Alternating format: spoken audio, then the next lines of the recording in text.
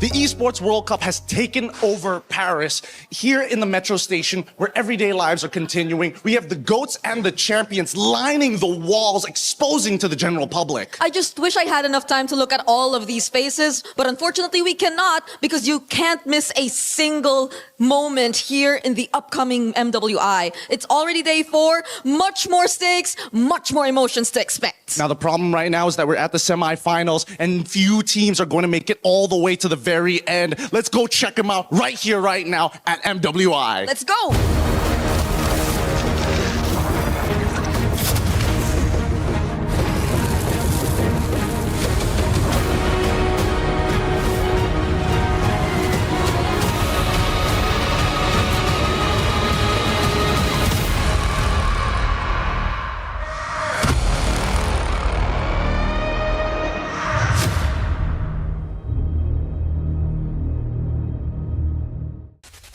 Welcome in, everyone, to the 2026 Esports World Cup here in Paris, France. Today is day 4 of the MWI. The best females in MLBB are ready to take the stage to dominate their competition. The question is, who wants to make it to grand finals? Doing so means you get the bulk of a $500,000 prize pool, plus this very trophy right here. But yesterday was a sobering day. 4 keys were crushed, and 4 ladies' dreams of making it to the grand finals ended. It was Team Ray Young, Seda Esports, and both Falcons rosters of Falcons MENA as well as Falcons Indonesia. But let's celebrate the fact that they made it to the knockout stage, a massive accomplishment, not only for their region, but also for their organization.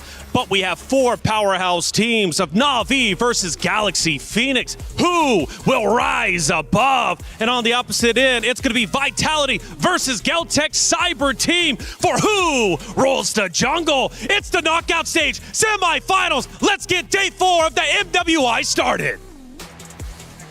The third day of MWI at EWC 2026 was legendary as we saw advancements and knockouts happen on the same day. 4 sweeps opened up day number 3 with Falcons Indonesia moving forward and Seita, representative from China, making it to the knockouts by qualifying with a sweep as well. And of course, in the next series of matches, we got to see Falcons MENA also move forward while NAVI took down a rival in Gen G with a sweep. Then we move on to the knockout stage. Brutal knockouts, brutal eliminations already, starting off with Galaxy Phoenix shutting down the Seda run that had everybody engaged. Then we had heartbreak for both Falcons ID and Falcons MENA, sent home by home turf advantage, Vitality, and also Geltech Cyber Team. In our final match of the day, it was the only sweep with NAVI Philippines getting a top 4 finish. Yesterday, we found out the best of 3s. Today, we'll find out what best of 5s are in store for us.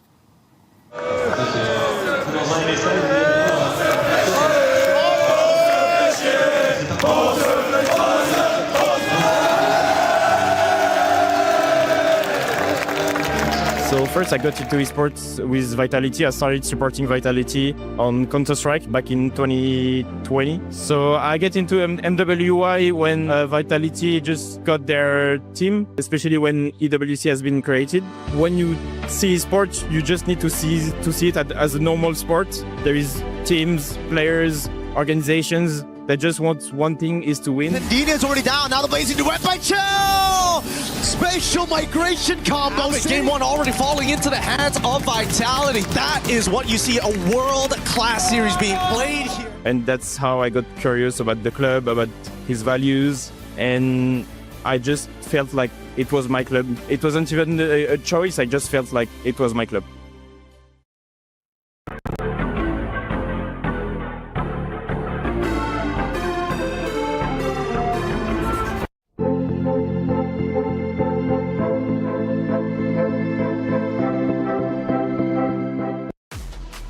Oh, today is serious here in the Allianz Vault. More teams will have potentially their dreams crushed. They don't want to play for 3rd or 4th. No, they want to play for gold, 1st and 2nd, but they've got to win one more series just to get to that point. Welcome into the studio. I'm Taylor, Reflections Nova, joined by the wonderful Renmar and Miracle. Good to have you boys. How you feeling? Man, we're here, semifinals day. Yeah, good to be here. Very excited to be at this spot on Stream A. Now the only stream that we got after how many days I've spent in Stream B, but very happy to be here and excited. Happy to have you guys. Mirko, you've been crushing it over there on the cast, though. Thank you. And we have a lot of great moments to look at. Let's just reminisce of what has taken place, especially yesterday. We crushed 4 of those keys, Mirko. Walk me through them. It was fantastic, man. Again, started off with Seda, unfortunately having the run crushed down by Galaxy Phoenix. And honestly, coming into this tournament, I don't think a lot of people had in their cards Seda and GXP to make it to the quarterfinals. The fact that they did, going through their own runs, and my goodness, Fa having a standout performance this entire MWI, it's just been fantastic. GXP, I don't even think they expected to go all 3 games against Seda, so it's always surprises every single day. Yeah, and I think GXP needed to suffer that 1 game loss to Seda. At least now they know what they need to work on. How do you handle the minion waves, especially for key moments, whether you're pushing or whether you're playing around the objectives? Oh, but this one was a banger. It was Vitality against Falcons Indonesia. And let's celebrate the fact that, of course, Falcons Indonesia taking a map off of a team that has beat them hundreds and hundreds of times. Ultimately, they win the series, Vitality, of course, but it showed that Vitality can bleed. That's true. And the last time we saw them bleed, the last time we saw them kind of vulnerable, it was 2024 in that run where Smart Omega Empresses were able to get the job done all the way into grand finals. So finally here we get to see a little bit of that. Is Vitality overconfident? Do they have some struggles within the team just behind the scenes, or what is it? Because Navi, they're looking great. That's great questions. We take a look at our bracket as it stands today. Now, Rinmar, yesterday was brutal. 4 keys were crushed. Again, we celebrate the fact that they made it, but the Falcons no longer have a chance to club championship points. But Navi, Team Vitality, both currently in the running top 7 and number 1 are now in the semifinals. Yeah, even just making it to the grand finals for either of these 2 teams in the running for club championship points. Team Vitality, they've expanded their attempts in making sure that they get the club championship trophy, and even just making it to the grand finals would be great for their run. Absolutely. The club championship race is well underway. After all, this is only week number 2. Trev, give me the updates. Big storylines are emerging for the club championship today in MWI as Team Vitality continue their miracle run through the knockout bracket. At the moment, Navi still sits on top of the club championship leaderboard, thanks to Dark Angel last week in Fatal Fury and their MWI team cracking the top 4 yesterday. Team Falcons had 2 teams in the top 8 of MWI, but both of them failed to make the semi-finals, leaving Team Vitality on a collision course with success in MWI. Over in Dota, Team Falcons look to right that wrong and try get to the top 4 today as just 1 game sits between them. Stay tuned as the club championship continues to progress today. Play is in our DNA. Whenever we let it out, it becomes our superpower. Now imagine an entire city being built to supercharge it. Kadir City, powered by play. Thank you, Trev, for the update. We'll be keeping you updated as this tournament goes along. After all, we have 2 more days left, but let's take a look at our schedule for today. It's going to be 2 wonderful best of 5s. And again, what is up for grabs? A grand finals spots. We're going to be starting at the top with Galaxy Phoenix versus Navi, and then move to Team Vitality versus Geltech Cyber Team. These matches are brutal for all 4 rosters. Yeah, I'm just going to say, as a Filipino and as a Vitality fan for the longest time, my heart is racing. I'm nervous, dude. We're in Paris. You're more of a Vitality fan, right? Yeah. Yeah, okay. Honestly, I really like the dynamic between both the semifinals here. Firstly, Galaxy Phoenix, this matchup is going to be great against Navi Philippines just because they are the complete opposite. Galaxy Phoenix love to go for the brawls. They're mechanical, and for Navi, it's all about the discipline and macro advantages to play with. Absolutely, and I'm going to love to hear you guys break down each and every map of our best of 5. We take a look at the emotions from the players on stage, and I love seeing the smiles. I really do, because when I see the tears, it absolutely breaks my heart, because tears are going to flow. Nobody wants to go on that stage and lose. Yeah, some of the exit interviews I had to do yesterday were heartbreaking. I'm a little bit of a crier myself. I'm a soft guy too, yeah. Yeah, I'm a softie, just seeing the women, because of hearing their journeys, what they had to sacrifice to get through here, and then that heartbreaking loss that they had to experience. Man, it's tough. And it's even more brutal here at the Esports World Cup because you literally get to see your keys, your dreams crushed in front of you by your opponents. That's right. But hey, for all of you out there, your journey can start now with the Creator Program. And it is a great program. What's up for grabs? All of those things on your very screen. And it will, in fact, help you become the best creator you want to be. Scan the QR code if you're ready to join. And I bet you definitely are. Hey, it's free $99. Get involved anyways. The Esports World Cup Creator Program. It's new for this year. Let's see how it works out. I'm sure it's going to be absolutely phenomenal. Hey, Rose had a chance to catch up with the competitors as they were getting off the bus, walking into the venue. Rose, who did you walk into? We managed to get half of the Galaxy Phoenix girls. So, we're going to have a little bit of a chat with Winnie. Winnie, how are we feeling for today's semifinals match? I'm so confident. Wow. Today I'm so confident. You're so confident. We're so ready for the match today. Okay. Why are we confident though? Let's talk about that because you guys will be going up against NAVI and people say NAVI is a title contender. So where is the confidence coming from, Galaxy Phoenix? Well, we've been training a lot, so yeah, we trust our skill, our teamwork and stuff. Yeah. Do you think you're going to the grand finals? Yeah, I think so. Oh my God. Is there anything you want to say to NAVI? Just good luck with your match. Okay, girls, good luck. I hope to see you guys slay the game later. That's it from us. Thanks, guys.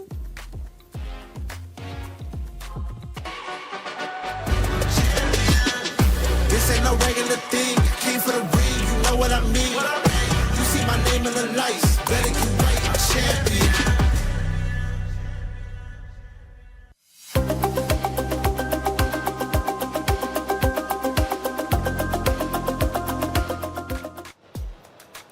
Thank you, Rose, as always. She's all over the venue, getting the players' opinions, not only after the matches, before the day even starts. She's a hard worker, Rose. We appreciate you. Let's get into our crunchy story of the day. And it's all about our semifinals. And the question is, who will, in fact, be the queen of the jungle? We've been asking that ourselves throughout the entirety of our broadcast because we've got a lot of great junglers. But the question is, who is the queen?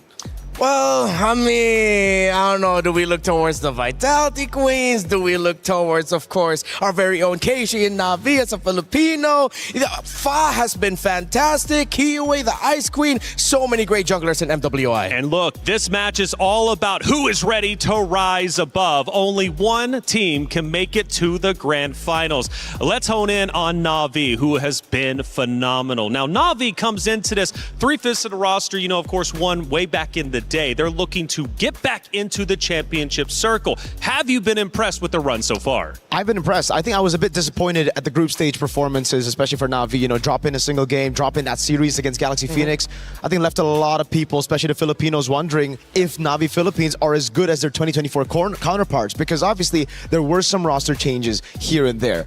Now for Navi, though, it really seems like it's a classic Filipino run of losing early, but then adapting and learning through those mistakes and getting stronger and stronger. Heck, they're the only team to get a full clean sweep in the knockout stage so far. Yeah, the run of Navi can only be described as, the first day. Some of us, this is a first-time appearance here on this kind of stage, but then they got better, they improved, they got sharper, they reclaimed a little bit of their old form, and I love what I've been seeing from them so far. They're a talented roster for sure. They might have started off slow, but that 2-0 victory over Team Ray Young last night was dominant, and they never lost control. It was fantastic. That win was just... They were able to dissect the game of Team Ray Young, completely neutralizing it, and then closing it out so well by just playing it slow and disciplined. Absolutely, but opposite of them is a team that is not going to go down without a fight. It's Galaxy Phoenix, and this roster has been on fire. Again, we question Queen of the Jungle. Fa is a great representation of that. She's been unstoppable. The Cambodian playstyle has always revolved around fighting, and as the years pass on, teams from Cambodia improve managing minions alongside when they fight and still somehow get deadlier with fighting. It's the antithesis of the Filipino playstyle. They're aggressive and they aren't afraid to take risks. It's all about taking risks, right? It's all about living in the moment, playing it chaotic, and sometimes Yeah, it doesn't look like the cleanest MLBB. Sometimes you throw a big lead, but that's just the style of play that they get. Even in some of the moments where I was casting, I was like, all right, maybe it's time for Galaxy Phoenix to slow it down a bit. Wait for the Lord. 80 seconds for the Lord. We see usual teams just play in the base, play it safe. Galaxy Phoenix dive in the base, looking for that fight. So Galaxy Phoenix, though, as an organization, as a team in general, making it to this point, is it a surprise or was it expected? It is a surprise and a pleasant one at that. The Cambodian region has always been so passionate about MLBB and MLBB esports, the competitiveness of it all. So to see their women make it this far and potentially even making it to the grand finals, it's insane. And Miracle, I was hearing that this is now a true dark horse run. Is that the case? I agree. I think it was a battle between Seda and Galaxy Phoenix. They met, luckily, in the first round of the knockout stage. So right now, we have the dark horse. Galaxy Phoenix. Can they beat Navi Philippines, make it to the grand finals first, and show the world that every year of MWI, it's going to be a surprise? That's it. And I like surprises. Now, Navi doesn't want any surprises today, though. They just want to move forward, and they want a chance at the championship once again. I mentioned the club championship points. Trev did as well. Now, Navi is currently in first place. That is a big deal. Last year, they finished in fourth. So Navi making it the grand finals not only increases the amount of club championship points Navi will be getting by default of just being guaranteed a second place, but first place would be, what, like 1,000, which is quite significant for the Navi org. They're banking on this win, but they've got to get through Galaxy Phoenix, the dark horse roster who is looking to make history. Let's face it, they already have made history. Now, Winnie gets a lot of attention as well. Why is Winnie such a big talking point, specifically for the Gold Lane? Well, for me, it's because she's literally only played 2 heroes this entire MWI. It's her very dependable Claude and the fact that her Harith is also great too. We were talking about it behind the scenes. If it ain't broke, don't fix it. It's so dependable and Navi need to find a way to answer it. But it's an awkward spot. You don't want to ban a Claude. Yeah, it's just a really, really awkward spot right now for everybody involved, right? I mean, for Winnie, it's like, all right, if you keep on leaving the Claude open, I'm going to pick it up. But the fact that we've seen Navi deal with the Claude, pick it up themselves as well, that's why it's going to be really, really cool to see the drafts here. Whether or not it's going to be full-on Winnie, weak side, play around the jungle again, or will we see finally a Winnie on strong side pick? And we're about to head to the stage in just a moment's time to get the ladies on the stage, get them ready to go, and then head into map 1. Again, it is going to be a best of 5. We've spoke a lot about Pha, the king of the jungle, and how good she's been. We've been praising her name since day one. Pha, like been screaming it out here. Hey, but is she truly going to be the queen of the jungle? Let's find out. Hey, the stage is set. We're ready to go. Let's bring the competitors up there.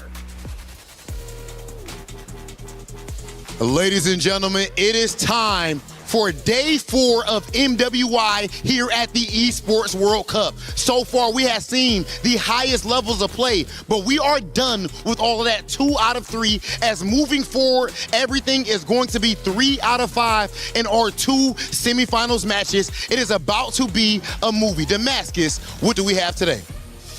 Rob, it's an exciting day today. The semi-finals are about to be played and we're about to kick off the first semi-final of the day. Listen, it's time to welcome our first team qualifying out of Cambodia, Team Galaxy Phoenix!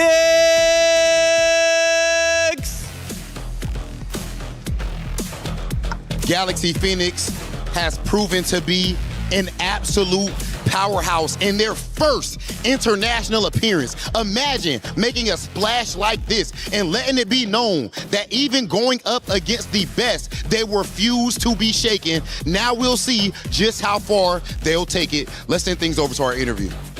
Now, girls, this is the best showing for Cambodia yet. You have already done your country proud. Anything you would like to say to your opponents?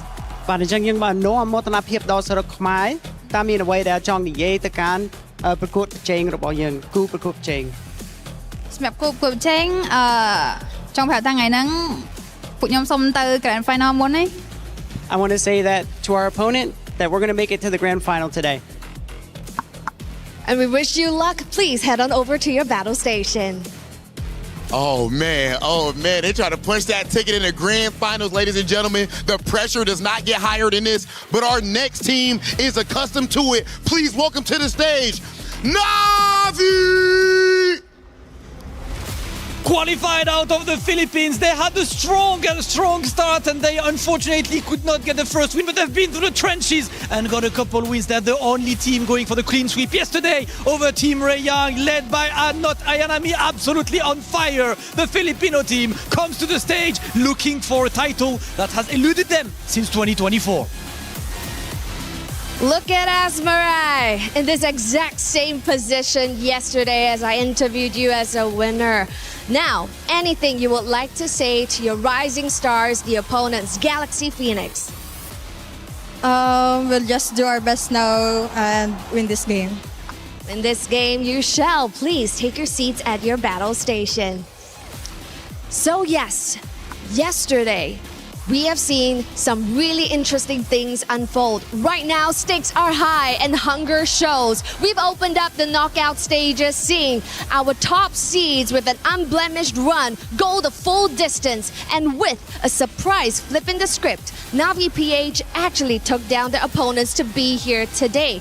But as Marai mentioned yesterday, deja vu? Could this be their miracle run again? Let's see here, because in this matchup, who are they facing? The very foe that put them in this position to be crawling out of the brackets. This is a rematch of day one. Over to you guys at the casters, and welcome to the knockout stages semi-finals. Cheryl, Damascus, Hollywood, Rob TV, looking phenomenal up there, and so are our competitors. The ladies have taken the stage, and things start to get real. It's the knockout stage. It's semifinals. Winner moves forward to grand finals. The loser's not done just yet, but they won't have a shot at the championship title. Boys, let's break it down even further. We've talked about storylines, Queen of the Jungle, but now let's dig a little bit deeper. I want to talk Not Ayanami, who has been out of this world. She's a phenomenal competitor, and from what I'm hearing, she is her. Not Ayanami, what does she bring to the NAVI roster? Well, right now, the most unique hero pool in all of MWI. 8 unique heroes picked, only played the CC twice. Everything else once. She is dependable and she is very flexible in terms of what the team needs from her. Yeah, she feels it exactly what the team needs, right? Yesterday, they needed someone in the XP to deal damage. They wanted to play utility jungle just to take away from their opponents straight up. They are able to understand, to read the game so well, and it just takes away the weapons from their opponents. So right now, I think finally, they get some time to read Galaxy Phoenix. The first time they met, it almost felt like it was a Navi from last year. Oh, yeah. Up against Game and Gladiators, where they lost as well, where they just weren't expecting some of these weapons to come out. Now that they're fully aware of it, now that they've gone through those reviews of the VODs, I think they'll know exactly who to target. Fa on those assassin jungles, and maybe punish Winnie on that hero pool that we were talking about. Yeah, I got to talk to Coach King Salman. He did admit that the ladies did have a bit of nerves during day number one, and after they got through that, they regained their confidence. It was like that moment from The Lion King, remember who you are, and they remembered who they were. Navi, man, sometimes the nerves can hit even for the best out there. That's what I want to see today. Smiles on the stage, but both teams can't smile, of course, because one of the teams have to lose. Now, for Galaxy Phoenix on the opposite side, going back to Fa, she is absolutely unstoppable. Fun fact, she has 100% win rate with Ling. So if Ling is chosen for Fa, I don't know, you might be in a little bit of trouble. Sora's also, of course, quite powerful, but Ling, at least for Fa, is great. So on the opposite side of Fa, you got Keshi. Can Keshi truly counter Fa? Because she clearly needs to step it up in her lane today. Yeah, actually, after the loss to Galaxy Phoenix, Navi doubled down on the Filipino playstyle of picking the tank utility junglers. A lot of Bakshas, Akais, heroes that could actually threaten an assassin-centered jungler like Fa. So I think Galaxy Phoenix needs to pay extra attention to protecting their side of the river, because if they don't, then Fa cannot get fired up.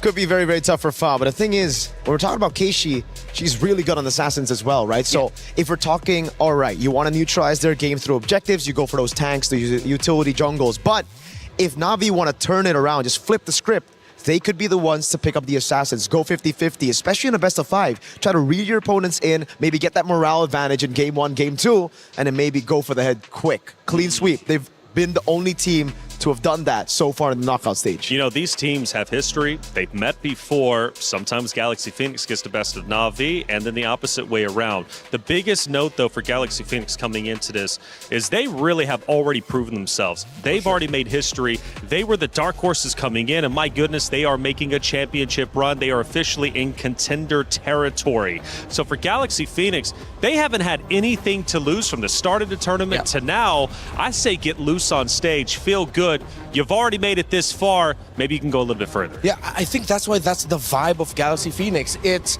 they know that there weren't a lot of expectations for them. They weren't expecting a lot out of themselves, but everything that they have done has just been so natural. Their free flow style, not always the cleanest, but it's entertaining, and a lot of I think MLBB players can relate to how they play the game. It's something we don't see in the men's scene anymore. You know, it's always just a system. You need to follow the meta. You need to do a certain, play style to win the game. Here, we see a lot more of team identity. What their strong suits are and how to utilize it in the game. And it starts in the drafts. Let's get the first draft started for our semifinals. It's a best of 5. This is just map 1, but nobody wants to fall behind. You want to dominate your map 1, end up ahead. It makes you feel a lot more comfortable, trust me, especially if you don't have to be forced to come back. Boys, let's break it down. All right, firstly, Flying Clouds. So far already, I think this is a pretty good map choice for Galaxy Phoenix. They're getting what they want. That aggression early on, fast-paced, trying to join the team fight or rejoin the team fight depending on the situation as fast as they can.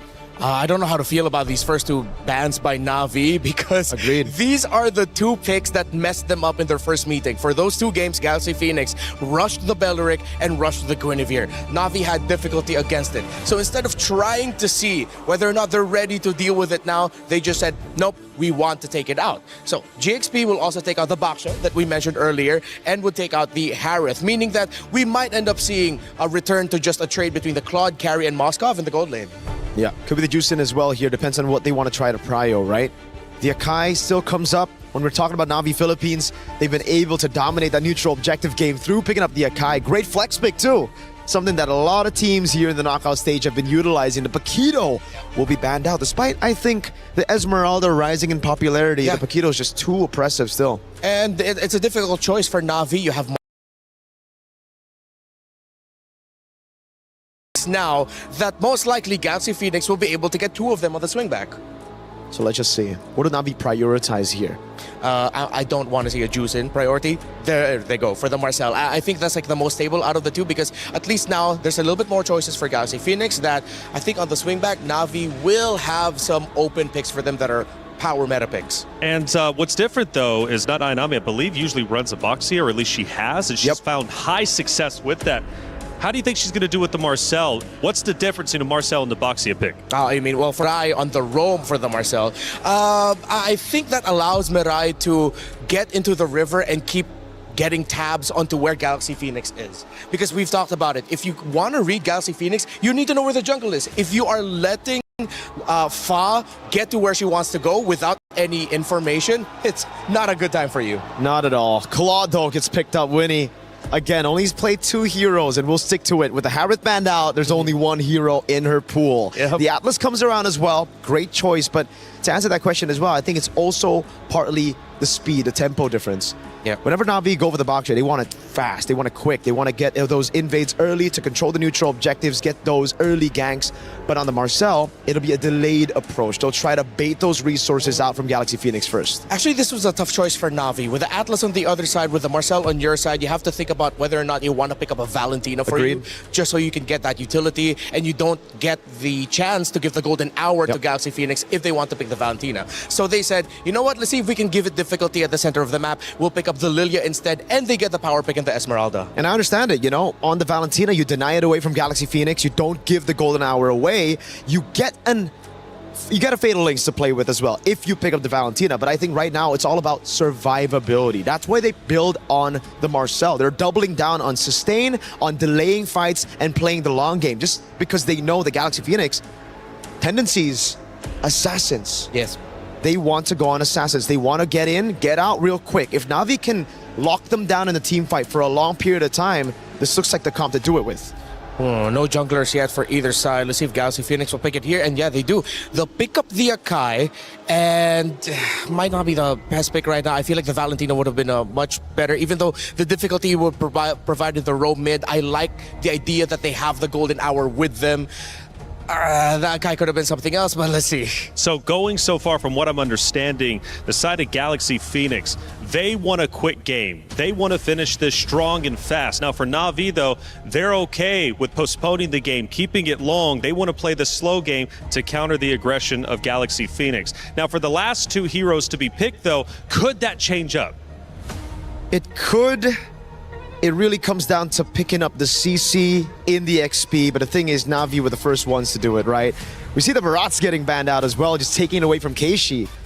It really feels like they've kind of swapped their playstyles. Galaxy Phoenix now have gone for the early approach, going for the neutral objectives with the Akai, and I agree with you, Renmar. I'm not a big fan of these picks, not because it doesn't work, but mainly it's because it's just so not Galaxy Phoenix. Yeah, there's something about it right now. It's like, are you trying to show them that you can play the same playstyle as them? But that's going against how you made it so far here in MWI. You showed off your own playstyle. But also, is there a chance? Hey, it's semifinals. Grand finals is right there. They're knocking on the door. Have they been holding out this entire time? I think if there's a time to show it, it should be now. It's a best of 5. You can come into the series slow. You don't need to go in guns blazing with your best picks. You could try to maybe get a win on some of the uncomfortable picks, you know, frustrate your opponents, deny some of these win conditions away. But again, for Navi, it's the CC ban straight up. They do not want this Esmeralda to lose out on the lane. Yeah, and with them taking that out, the gold lanes for Rian are slowly getting taken away. You still have the carry available, seeing that there's an Akai on the other side. I think Navi has to consider banning out the Farsa of Sophia. That was one of the picks that gave a lot of difficulty. But then if you're going to be stuck with a carry, you have to consider, do I also ban out the Eve? It's a pick your poison type of deal, whether it's the Eve because it's better for the team fights or Farsa with the overall map presence. It's Navi's choice, really. I'm thinking Eve right now. They need to get that carry, man. So many tanky boys here up for Galaxy Phoenix. They banned the Valentina instead. Something that can still be good, the golden hour, but I personally would take that risk going up against the Valentina, just giving the carry a little bit more range, because the golden hour, if taken by Galaxy Phoenix, could hurt them. They have an Akai and an Atlas. It's all about one moment. If they just mistime the golden hour, miscoordinated that golden hour, it'll be quite tragic. Yeah, right now it's like Navi said, we don't want the choice, we'll give you the choice. You pick between the Eve or the Farsa, and they do go for the Farsa of Sophia. This is the pick that I saw with how she played it. It really stopped Navi from being able to rotate around the map and take control of the river, so I understand why they would want to prioritize it. We did mention that the carry would be one of the best picks that Navi could go for right now. It's not an Eve, but it's still going to be really difficult because now you have a choice. Are you going to go for the Flicker or are you going to go for the Purify? You pop your Purify against the Atlas, and Sophia still has a Feathered Airstrike. It's almost GG for the carry. It looks a bit too good right now for Galaxy Phoenix. It doesn't look like Navi have an answer, but we'll find out. Do they go for the Assassins? We mentioned it. Keishi can play the Assassins. They kind of need it right now. A little bit more damage to the backline or something they can threaten the back. Thing is, they don't have a Moskov anymore. The Claude's already denied away from them. They go for the Alice. Oh, we saw this in the jungle just yesterday, and it's a Bruno in gold. Not that carry, a little bit more versatility, and I guess, I don't know, it's not really the best of lanes now against the Claude. I think the carry's still better in lane, but the Bruno gets the job done when we're thinking about the main win condition, which is long team fights. You build up on those stacks, get the crits all over.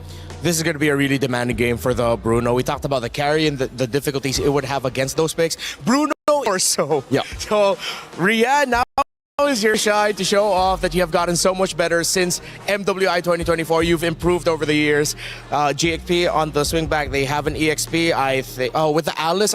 I think they also picked up the Alice later on, because I think they were thinking maybe a Yuzhang might pop up in the EXP lane. They're not going to be a lane matchup, but they did show it. Oh, they go for the Arlot instead. And it's really good. I like the Arlot here with the Akai, with the Atlas, with even the Farsa. Everybody can really proc that Vengeance. So Comes down to how they'll play it. It is all about execution. It's Galaxy Phoenix versus Na'Vi. One team has been in the championship circle before, the other a dark horse looking to make history, surprise everybody, and make it to the grand finals. Who is truly ready to rise above? It's Galaxy Phoenix versus Na'Vi. It's the knockout stage semifinals. Who's moving forward? Who's dropping down? Brigida Gideon, let's find out. Thank you so much, Reflections. Here today, MWI is going to continue in the semifinals, is not going to disappoint here. We're kicking off this best of 5 immediately right from the get-go as we head on into the Land of Dawn to show you who is going to be the best. Both competitors have been set up perfectly by our studio, Brigida. And I don't know about you, but I was leaning over to GXP with their performance, and I know you're leaning into Na'Vi, but one of these teams are going to go home. I really want to say I'm leaning into Na'Vi, but based on the performance that GXP has been showing us, I'm just pretty sure that this is going to be a tough task for them to overcome to make it back into the grand finals. We're taking a quick look at the emblems right now. Definitely, I have my eyes on the Farsa since we don't see it a lot, but this is looking like a very aggressive type because even based on the flight paths that Sophia's been showing us on the Farsa, there are just times where she plays it so aggressively, and that's nice to see. Personally, for me, it's really nice to actually see Farsa kind of come back into the meta. Yes, she has the relevant damage, but it's that range that makes the marksman's lives difficult. So far, Rianne and Winnie are going to have a very difficult game here. Overall, Remar put it the best, right? It's going to be so mechanically demanding, and also taking Master Assassin as part of the emblem set really goes to show that Rianne, from beginning to end, wants to dominate. Yep, and this is going to be such an interesting take too in the team fights because they're all on Purifies apart from Keishi. So you know how difficult it is going to be because of how overwhelming the crowd control GXP actually had. And that's actually the thing I wanted to talk about, right? When we're talking about ups and downs, pros and cons, Na'Vi for Purify sounds like a great idea. Who is going to be the one who engages? And I think they've only got one real answer for those long engages. But first, as we see, level 4 about to start, I want to see whether or not Keishi, can they back her up? Because you're going to need not Aya and Nami to join in on those engagements if they want to play the push and pull. Yep. Because I think even the panel mentioned how extended team fights would be the go-to for Na'Vi. But GXP, would they even allow that? Would they even fight back? They tried to steal away that orange camp, but they don't actually take it away from Fa. Doesn't have the red tree though, but Na'Vi are still gonna get in this fight. That's the heavy spin. Keishi secures the objective already. There goes the feathered airstrike as well. Not Ayanami, not looking good. Gets brought back with the final smash, but is still alive. Sophia says no though. Fa right now looking like the next target, and she goes down in the hands of Mirai. Lemma trying to go for the stun, but is not enough to save Fa. And it seems like Na'Vi have somewhat equalized the kills in terms of that fight. So close, yet so far. Sophia finds the first trade, can't get the second, keep them in the zone. Right now, we're back to the neutral state, 1 with a slight goal lead on Na'Vi. And that's exactly what we were expecting, especially since GXP are the ones, hey, we have to be reliant. We have to depend on our big wombo combos. Na'Vi, yes, they've got combos, but they can kind of fight forever and ever and ever. Yep. We were asking if GXP were willing to take that on because it seemed like they were very ultra-reliant. They had to really wait for those setups, those timings. But Na'Vi, even before the objective, really tried to force a reaction out of them just by visiting that orange jungle cap. So now we see the rotations from GXP, but Na'Vi, I think the way they've been managing their sides, they won't fall into any traps that GXP will be setting up anytime soon. Well, not yet at least, because so far I think GXP has also understood, you know what, as much as we want to be the aggressors, technically if we absorb the damage, especially from Keishi and not Ayanami, that means Sophia can get a free feathered airstrike. And if that first interaction, first fight of this game looked like that to a one-to-one trade before Sophia has items, I can't imagine once we start getting into the 8 minutes, the 11 minutes, when she's going to one-shot some of these targets. Which is exactly the time you expect Rianne to also join, right? And just pray, just please. Just hope that it doesn't land on her. Because because that's going to be, I think, the biggest problem if Navi decides to switch up their playstyle a bit and decide to play around just creating space for Rian to either find the objectives and the targets, because really, honestly speaking, I think it's just Rian who could pull off all these structured takedowns at this point, looking at their lineup. I think it's really difficult as well to deal with not only the Akai, but the Atlas, because you're thinking, all right, at least with Akai, you can buffer the flicker to kind of get out of awkward scenarios. But unfortunately, with the Atlas, it kind of gives you that guarantee, so now you don't have a choice in battle spell options. But we see the fight now starting to progress, and final slashes, golden hour is out! And the Feathered Airstrike too, as Keiichi secures the second objective of the game, but look at how the heavy spin and the fatal links have been used at the same time. Pinning down two, but the follow-up doesn't seem to be there. GXP are just trying to run away, but Fa doesn't find that route. That's exactly what Navi wants to do. Break them apart. Make sure that they don't have the key components to this wombo combo all in the right spaces. That's why you're seeing, hey, trying to get the final slash out Ling, but most important, the golden hour doesn't necessarily have to land. It needs to influence position as the gank onto Ling commences. Honestly, because even Lemma, I think, wanted to go for the backlines, but that golden hour meant so much. Ling up against two really tanky members. Can she actually handle this? There goes the stun from the Feathered Airstrike, but Keiichi might go for the chase. Doesn't care about the Feathered Airstrike.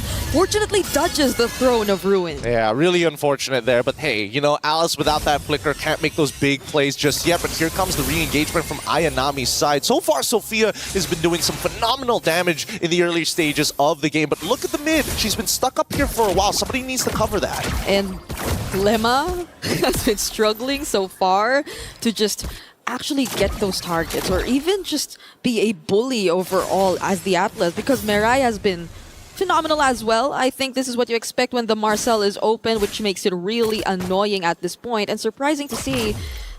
Actually, the first turret down bot has been already taken down, so this might allow Navi to move a bit more around the map! No! But not when casualties like that take place. And look, the casualties are going to keep on coming here. They even drop... Oh, they pull it back with a fatal links outside of the golden hour to ensure the kill too. What an insane run, because with 10 seconds left on the clock, the turtle is going to show up. And right now, if Keiichi can steal it, that's great, but I don't think this is a contestable scenario anymore. Just as we were talking about how they could move a bit more around the map, GXP were the ones first to move and anticipate that rotation and switch from Rian as well as not Ayanami. What better way to set up for this upcoming objective, but Keiichi as well will be nearby. Oh, the Purifies are already out for Mirai alongside of Rian, and now they're going to 5v5 once more. All right.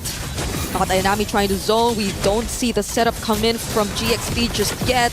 Lemma with a perfect pair, but there goes the final slash onto Mirai. He's trying to run out, but the Throne of Ruin coming in from Keiichi, just going straight for the backlines alongside not Ayanami, forcing Sophia and Ling out. Range is trying to deal with the fronts, but not Ayanami actually has to go down. The fatal links onto Mirai too, finally picks up the kill, and it seems like GXP now able to find two. Very, very patient here, and this was the big problem that I was talking about Navi's composition. When you have your Alice, who also is your jungler, your main retribution user, you don't want to be the one who always has to not only sit on top of the neutral, but I'm the only one who can actually stop the Feathered Airstrike. Somebody else needs to be in position, and unfortunately they don't have enough tanks to do that. So GXP making the high-level decision. If I just break the ankles of Mirai, then not Ayanami will have to reveal themselves, because unfortunately Alice, very linear hero. You know exactly when she's going to engage. Yeah, there was nothing stopping GXP from just staying in the fight when they already popped that Purify from Mirai. And it's not like they had enough time to reset as well, because they had to deal with the threat of GXP just going straight for the objective. But this is a very fast rotation down bot. Not Ayanami and Keiichi sense it, but I believe that'll probably create a bit more of space for Winnie, who's kind of struggled here in the bottom lane for the longest time. Yeah, but at least, you know, in terms of EXP, she's not too far off, right? They're still level 10 to level 10. I mean, obviously there is a death in the end, but on that top side, they're not slowing down. Navi's using the macro well, and even making sure they're soaking up EXP and gold in the mid lane. Oh, the damage coming in from Winnie is actually starting to hurt. Feather's right in the face! Right in front of these members of Navi. They were very unafraid to actually show themselves like that. Yeah, I mean, it does mean that not Ayanami has to go for a recall here, but they can look to recontest the position. Now, in the mid lane, we see that at least from Rian's side, And I love the fact that they're trying to show information in different ways. Like, oh, hey, we actually want to put a lot of focus. Wait, hold on. Was that the final slash already being used? No, Ling still has it. But there is going to be a moment sooner or later where we're expecting GXP attacking structures. And the one that I'm looking at, mid-tier 1. That's such an important turret to get rid of. Yep. And it's such a big problem for Navi. The way that Sophia has been untouched despite all their attempts, despite Keishi's attempts, and unknowingly GXP taking advantage of that to also cover other areas across the map. So it seems like Navi at this point, you don't really know who your attention should really fall onto. Is it going to be really Winnie or Sophia, who's been winning out huge on this early game and been very dominant in terms of her playstyle? Because as much as Mirai gets the information, she's just too well protected on the far side. Yeah, I have to agree. And they don't really have too many ways to kind of break them out of it. I'm trying to think of what would the order of the fight look like in order to get an upper hand against GXP. Either they get massive value out of Keishi, but I think for now it's up to Rain. And if Rain gets blasted every single time by the Feather Airstrike and forced to fight early, it might not necessarily be good. Oh, this engagement! There's no golden hour left. GXP are just gonna go for it. The heavy spin hasn't been committed, but the Throne of Ruins does too! Ling falls down, the Expulator is gone, so is the Roamer. It's a double for Keishi. The best possible setup before this first Lord.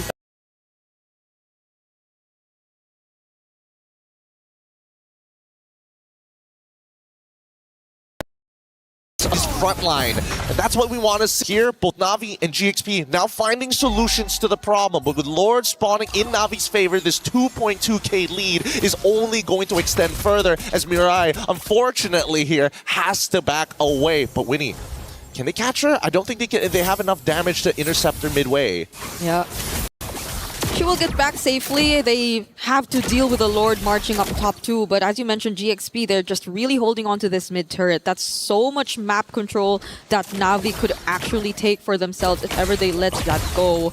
But things are looking very favorable for them. It's ballooning to an almost 3k gold lead, and GXP have to split themselves up, but you would expect them to just really take advantage of their team fight potential, but at this point, Navi are not fighting them head on in terms of that. Yeah, I think this is pretty good from both sides. GXP doesn't have full information on where Navi is, so they're trying to probe and prod around to figure out where they are, and Navi purposely denying them that information, hoping that Sophia tries to use a feathered airstrike in a predictable area to clear those waves. Now GXP looking to take that space back in hopes that maybe Navi's just a little sloppy, but both sides have been very, very clean. They back away nicely, and despite the score being 4-5, a 2.9k lead is pretty good for someone like Rian. Yeah, but it's a bit more time for you to expect GXP to actually be much more equipped to fight back against Navi. I think earlier on though we saw Winnie sort of already start to shred majority of the HP from Keishi and not Ayanami.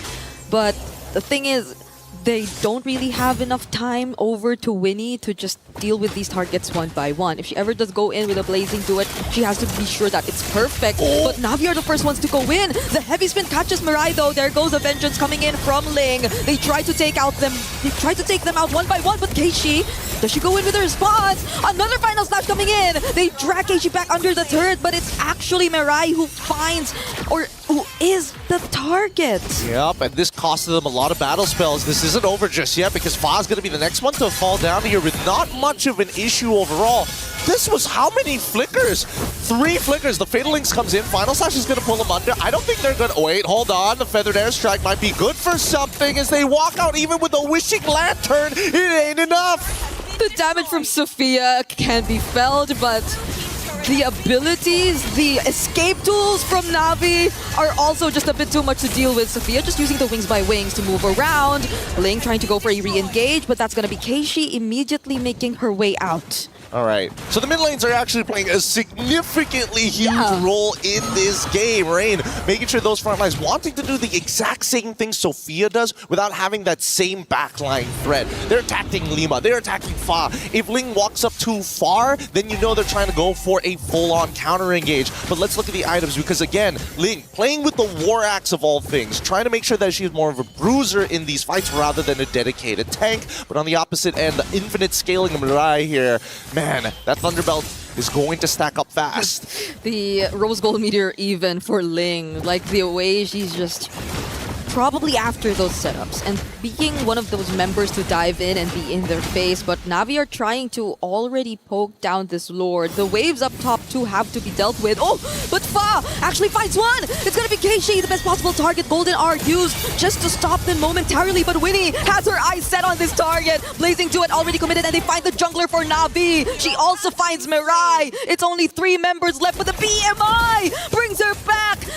Now they're able to actually regroup, and Rian will at least find one, but Winnie's still trying to find. Oh, the damage from Sophia! It's too much. It's too much to handle here. Rain looking to actually try and turn this around, but I think, honestly, they should not fight. They're going to get hit by everything. The final slash, feathered airstrike as well. Oh, Rian actually still finds one despite that, but was it actually worth it? This was not worth it. They should have called off the fight at that point. They already traded equally. They didn't need to overextend even further, and this now ends up to be a +1 for GXP. I get it. The mid lane looks like it's about to start crashing in, and if you just delay the fight any longer, it would have been good, or maybe an endgame scenario. But keep in mind, right now, everybody's getting close to level 15. Sophia, currently, with the highest amount of damage, they have to be aware that the feathered airstrike is the nuclear option.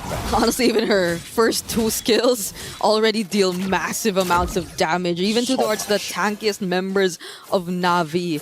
So I guess it's a small win for them that they finally actually got that base turret in mid, but GXP are still going to be confident enough, especially with Flying Clouds, to just keep moving in and out of their base and around the map to make sure that the wave control doesn't get as bad. Speaking of wave control, we can already see that GXP, they don't want first position on this Lord. They want Navi to sit on top of it. But this allows Rain to actually start setting up those Gloom stacks. They're rushing it fast. Fog makes the attempt. Oh, can Fa actually make it in time, though? Heavy spin already committed, and she does! The retribution, the Lord falls into the hands of GXP, and now they're just after the counter engages. There goes Keishi. They find Sophia. It's finally a shutdown, but Ling takes down not Ayanami. Keishi's a bit too tanky to be dealt with, and Ling is just trying to run away and survive. Yep, that War Axe is coming very handy here. Look at the spell vamp. Keishi now, once again, is going to try their attempt to slow down these waves. It's a wet noodle fight. Nobody can really hurt each other. The main damage dealers on both sides are by far the most important players. And that damage dealer from GXP doesn't care. They just really want to even out the map. That's why Winnie's been working on the outer turrets that are left.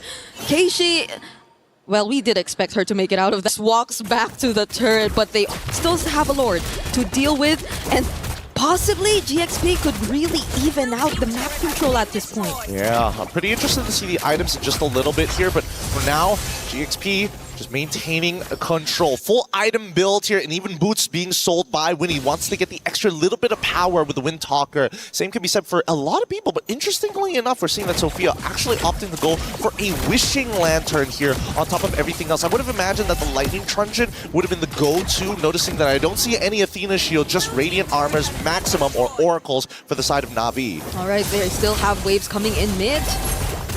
But Navi too are prepared to take this on. All Purifies will be available, but the feathered airstrike is already enough to zone them all out. Fortunately, their wave clear seems reliable enough because they have the Lilia, they have the Bruno, so they're able to push GXP out and they don't get any base turret. I'm surprised that they didn't want to try and force something. Their composition with the Farsa is particularly good at sieging against their targets, right? They could have used the heavy spin to kind of push them away. Maybe, you know, have Ling stand in the corner and make it look like, oh, I could flicker and pull you guys back into the team. Just their presence alone should make Navi nervous, right? Or force reaction out of them. Yeah. So far, at least, too, I think Navi, we don't really get to see them utilize the Golden R differently, in a sense that it's more onto certain targets rather than them just creating space, or as you mentioned, maybe just breaking formations. And maybe at this point in the game, that might be a bit of help, because it's either they just really want to block off certain entry points or want to add to how they don't get to further chase, which I feel don't make it as targeted in terms of approach? I think the hard part about it is because before this, we had like multiple outer turrets, so it's easier to kind of like funnel them into the jungle. But now that we have a little bit of a free form on the map, GXP, they want to play their traditional front to back while still having potential flankers like Ling. Na'Vi, on the other hand, I'm not so sure because Mirai's position is very flexible overall. Yeah. They don't have a dedicated anchor, and I think the closest we can get to that quote-unquote dedicated anchor is Rian, because even Rain with the black shoes, where are they going to end up? Right next to Rian. Yeah. So we're setting up for this next objective, and I believe this is an Evolved Horde. Can't believe we're almost 20 minutes in. Hey, these girls, they don't want to lose just yet. They want to show the best possible performance in a best of 5. You have to, especially as you're already in the semi-finals. So we'll see how they deal with this. Waves definitely have to take priority first, especially in the far lane. But Keishi and Rian, I think they will be trying to start things off a bit. They do get a bit of vision for not. They're forcing. Is that why they're forcing everything now? But Fa is starting to feel a brunt of the damage. Gets caught into Golden R, but gets to walk away! Mirai now has to purify. Keishi as well as everybody else are trying to go in. They finally find Fa, one of the best possible targets. And look at not Ayanami dealing with Sophia as Rian and the rest of Navi just clear out the front lines one by one. Oh no, they missed out the opportunity. They forced it a little too hard, and now Ling will try.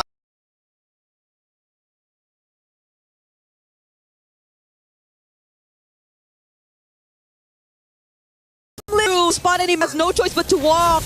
Will she to the Lord Sophia repositioning out, but Rian has 2 minions by her side. Keishi will be here too. Immortality already popped. No way. Mirai goes down. They don't want to risk it. Oh no, she just used her cooldowns. The next wave is already here. It's too late. And now it's Navi taking game number 1 after 20 minutes of back and forths. Man, this was a high-level game. Both sides really taking everything into account, from movements to body language to, most importantly, I think that they need to start memorizing Purify timers, how long they actually are. Even if there are 3 seconds left on that cooldown, you can still force that fight. It's moments like these where the lines get thinner and the level of execution must be high. Navi, after a very unexpected run, now the momentum really seems to be on their side. It really looks good. And personally for me, I don't know if any one of these teams are going to need that extra motivation, that extra push. But this is only our very first game, and it's this intense. It's only going to heat up from this point onwards. We're going to be throwing it back soon over to our studio, as our ladies are going to have to go back to the drawing board and figure it out for game number 2 right after these messages.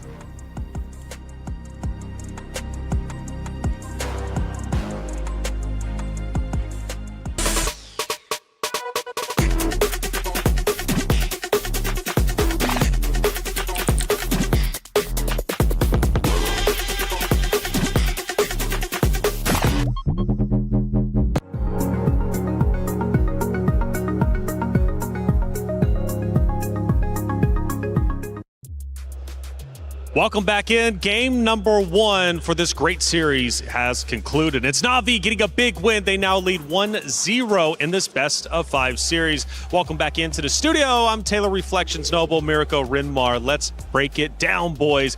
Rinmar, going into it, the hero selection was a big talking point, and we knew that they were differing styles. Now, for on the one side, for Galaxy Phoenix, they wanted to go in hard and heavy. They wanted to fight aggressively. For Navi, though, they were okay with things being a bit slower. How do you think it worked in execution? Well, it worked out well for Navi early on, but again, because they got their comforts in the Farsa and Claude, I'm talking about Galaxy Phoenix here, they still looked pretty much within their realm of comfort. It's just that you could see the moments where they miss the explosiveness of Fa, something that allows Fa to be a little bit more of a damage dealer and a carry. Yeah, that's why I'm going to go the opposite round and say Galaxy Phoenix, it really looked like it's just not a composition they're comfortable with, right? Because, all right, we do have some components where they're doing well with. Winnie on the Claude, obviously up top as well, but Fa on the Akai, not even a neutral objective win is, I think, a big miss for GXP. Well, a lot of great moments throughout this game. In fact, it was a long game, 20-plus minutes. Let's take a look at our first moment, and this is right before the Lord. The first Lord ends up spawning up, and we have an engagement between the two. You can tell, obviously, it's very close in score, but at this moment in time, I believe it's Galaxy Phoenix with a slight lead. Yeah, again, the way that they initiate, it really seems like they're trying to build an opening or get an opening for Fa to walk up. It's still that. It's still that storyline that we have to go back to. And I think right now, even GXP know that. They are starting game number 1 in this best of 5 with a gamble. Can they utilize Fa on the utility jungle? Because if it worked, now it'll create a lot of confusion for Na'Vi. Now that it didn't, they have to go back to the drawing board. I think Assassins again. Renmar, let's take a look at our second moment from the game. This will be the battle for the second Lord taking place. Well, GXP was able to start it off well here, but this is where Rian was given a harsh reminder of if she does not watch her positioning and the formation of Na'Vi is too tight around their Bruno, it's so much easier for GXP to fight into it and find their targets. Rian needed to go down in every team fight that GXP fought, and in that moment, that was crucial because Na'Vi didn't watch their footing. And for the third Lord fight, Mirko, this is what set Na'Vi up for a victory. They go in hard. At first, it looks like they might be in trouble, but then they flip the script. And this is where I think I'll be, I'll double down on the statement that I think Fa's just uncomfortable on this pick. She starts off with a heavy spin so early on instead of just playing around the neutral objective. We get to see a pattern here and there through the 3 clips. GXP, when they win, they go in straight up. They get all their damage onto the targets, and then it's done. If at any time Na'Vi are able to prolong these team fights, utilize their sustain, it's GG, especially with the Bruno in the late game. Now, Renmar, we take a look at some of the stats from game number 1 and it starts to tell the story. It was a long one, 20 minutes, right? Yeah. But it was Na'Vi just edging out GXP. So one thing that Na'Vi needed to get right with their team fights is the placement of Ayanami. Look at her damage taken, almost 200,000. That's because she's the one trying to disrupt GXP's formation because Keishi and Mirai are staying back alongside with Rain so that Rian is well protected. If Ayanami was a little bit too close to the team, that's what we saw in Lord number 2. It was easy for GXP to break them. But as long as they get their 2 separate fights, Ayanami in the back, the rest of the team with the Bruno, it's all good for Na'Vi. Yeah, and I think if you just look at the numbers, you look at the damage taken numbers, and it's like, all right, pretty similar, both sides. The thing is, though, on Na'Vi's side, they have an Alice, an Esmeralda, and a Marcel. All these heroes can go back and forth really easily, regenerating all of their health with just a few abilities. On the other side, it's not really the same case. GXP on the Akai, the Atlas, once you get chunked, once you use that big resource, you're out. Have a standout player here from Galaxy Phoenix, a 10.88 KD. To me, coming from the games that I come from, seems hugely impressive. 50 kills, I assume, coming out not only from this game, but also multiple games. Yep. So Galaxy Phoenix clearly has a top slayer. Yep, that's Fa. Fa needs to get back into the high-impact heroes. Agreed. The impact of Akai is different, but that's more of a Filipino play style. That's right. Well, Moonton is doing a lot right, and MLBB has been ignited on the stage. During the MWI, the most talented ladies have been competing, but that's all happening at the Esports World Cup.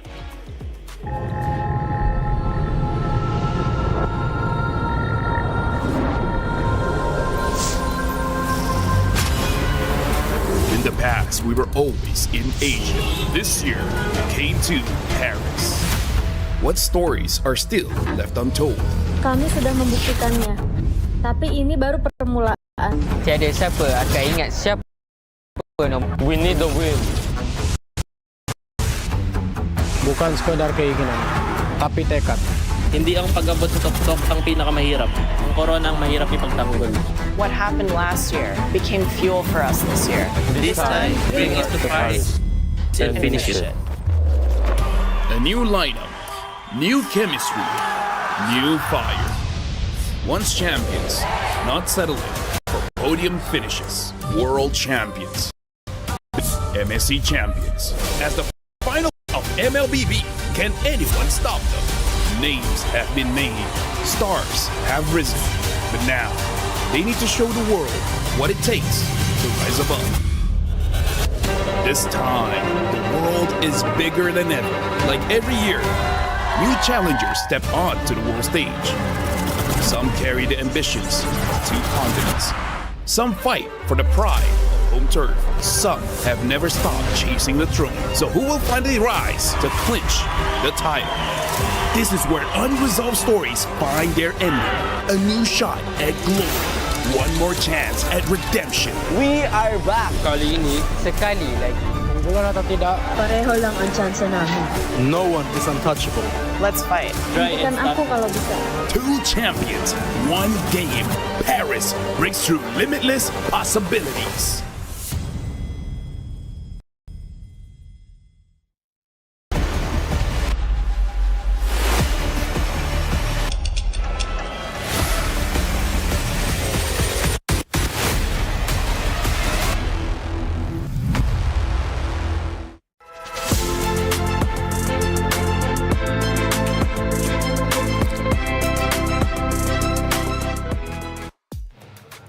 Like I said, the Esports World Cup, we have a lot happening. This is just the first for MLBB. The MWI has been electric, and we are nearing the end. Tomorrow will be grand finals time, but you've got to get through your matchup respectively if you want to make it to the grand finals. Who's it going to be? Right now, NAVI has a 1-0 lead in this best-of-5 series, forcing Galaxy Phoenix to answer back.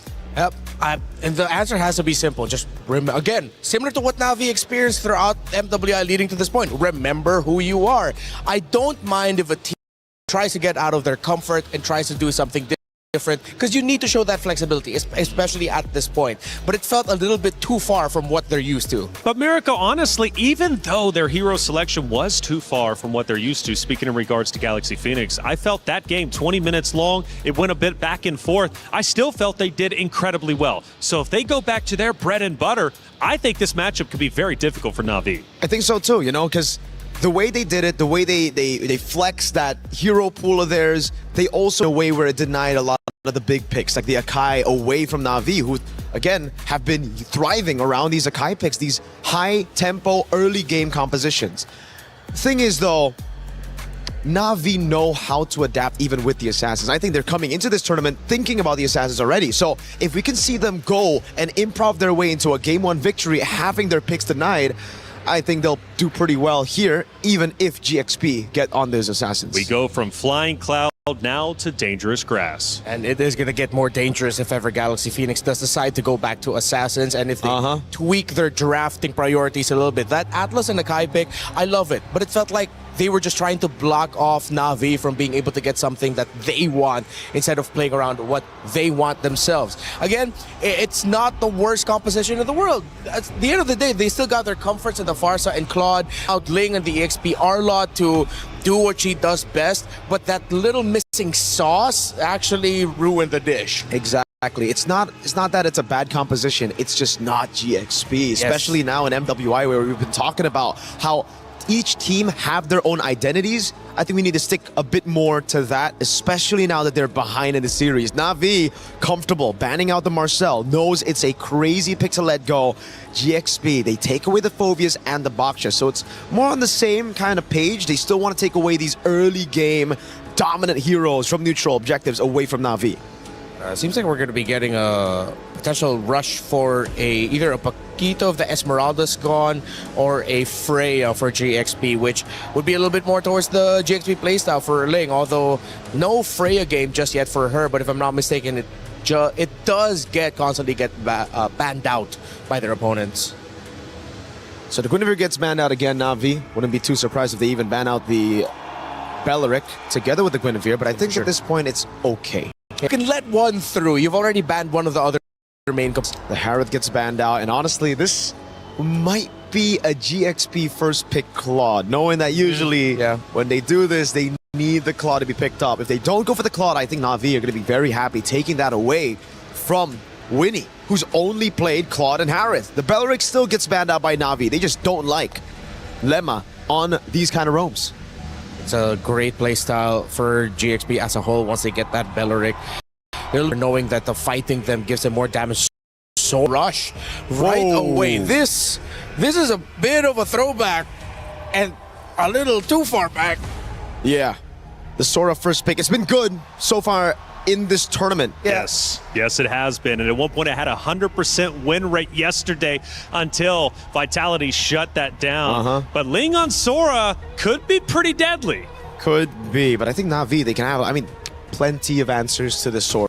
Right, they can go for the CC and the XP and win down in lane against the Sora. They could go for the Arlet that does well against the Sora, the Paquito as well. But first things first, you take away the Claude from Winnie's hands and you ask the question to GXP, what does your gold lane play aside from the Claude and the Harrod that you banned yourself?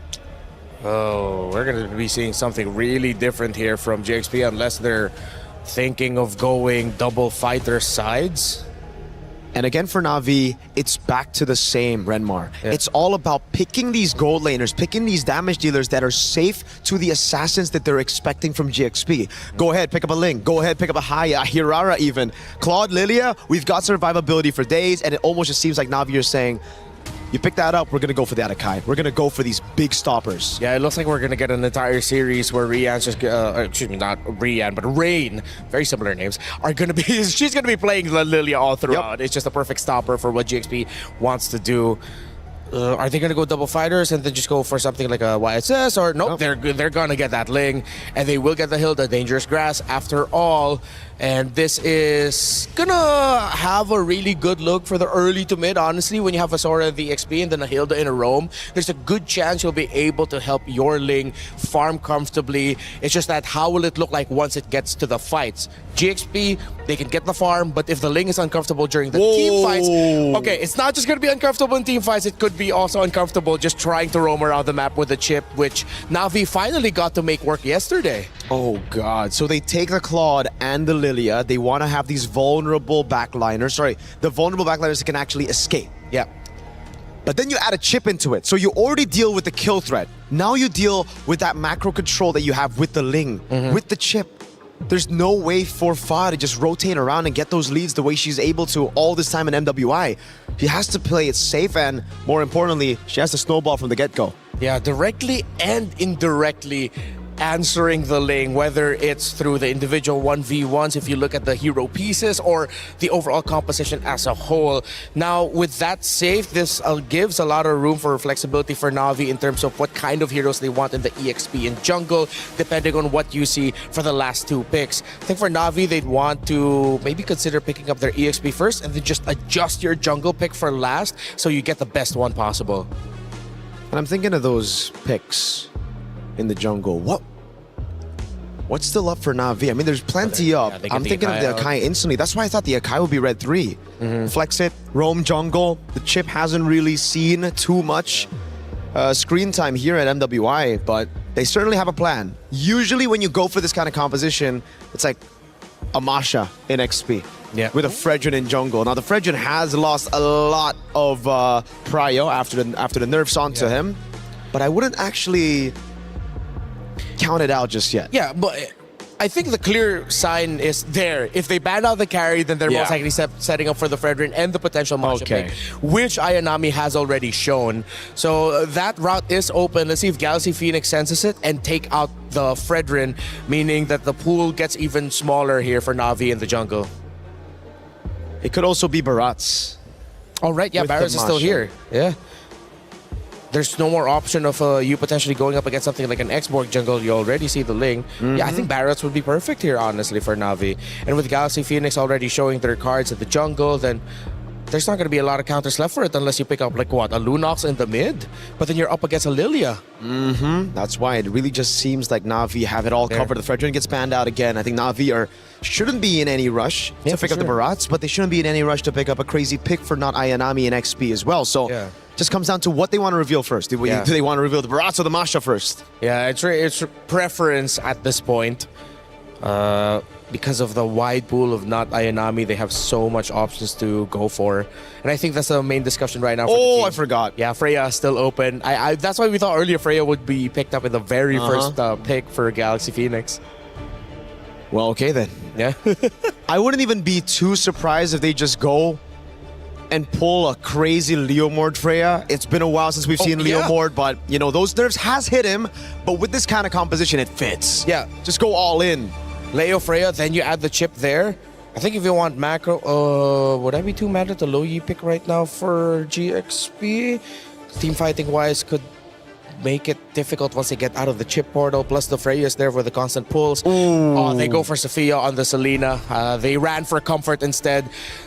It is very mechanically demanding to make this work, but it's one of those things where if the arrows hit, it's great. If the arrows don't, kind of GG. I wouldn't even be too mad if they just run it back on the Alice jungle again. Yeah, that could work out too because of the very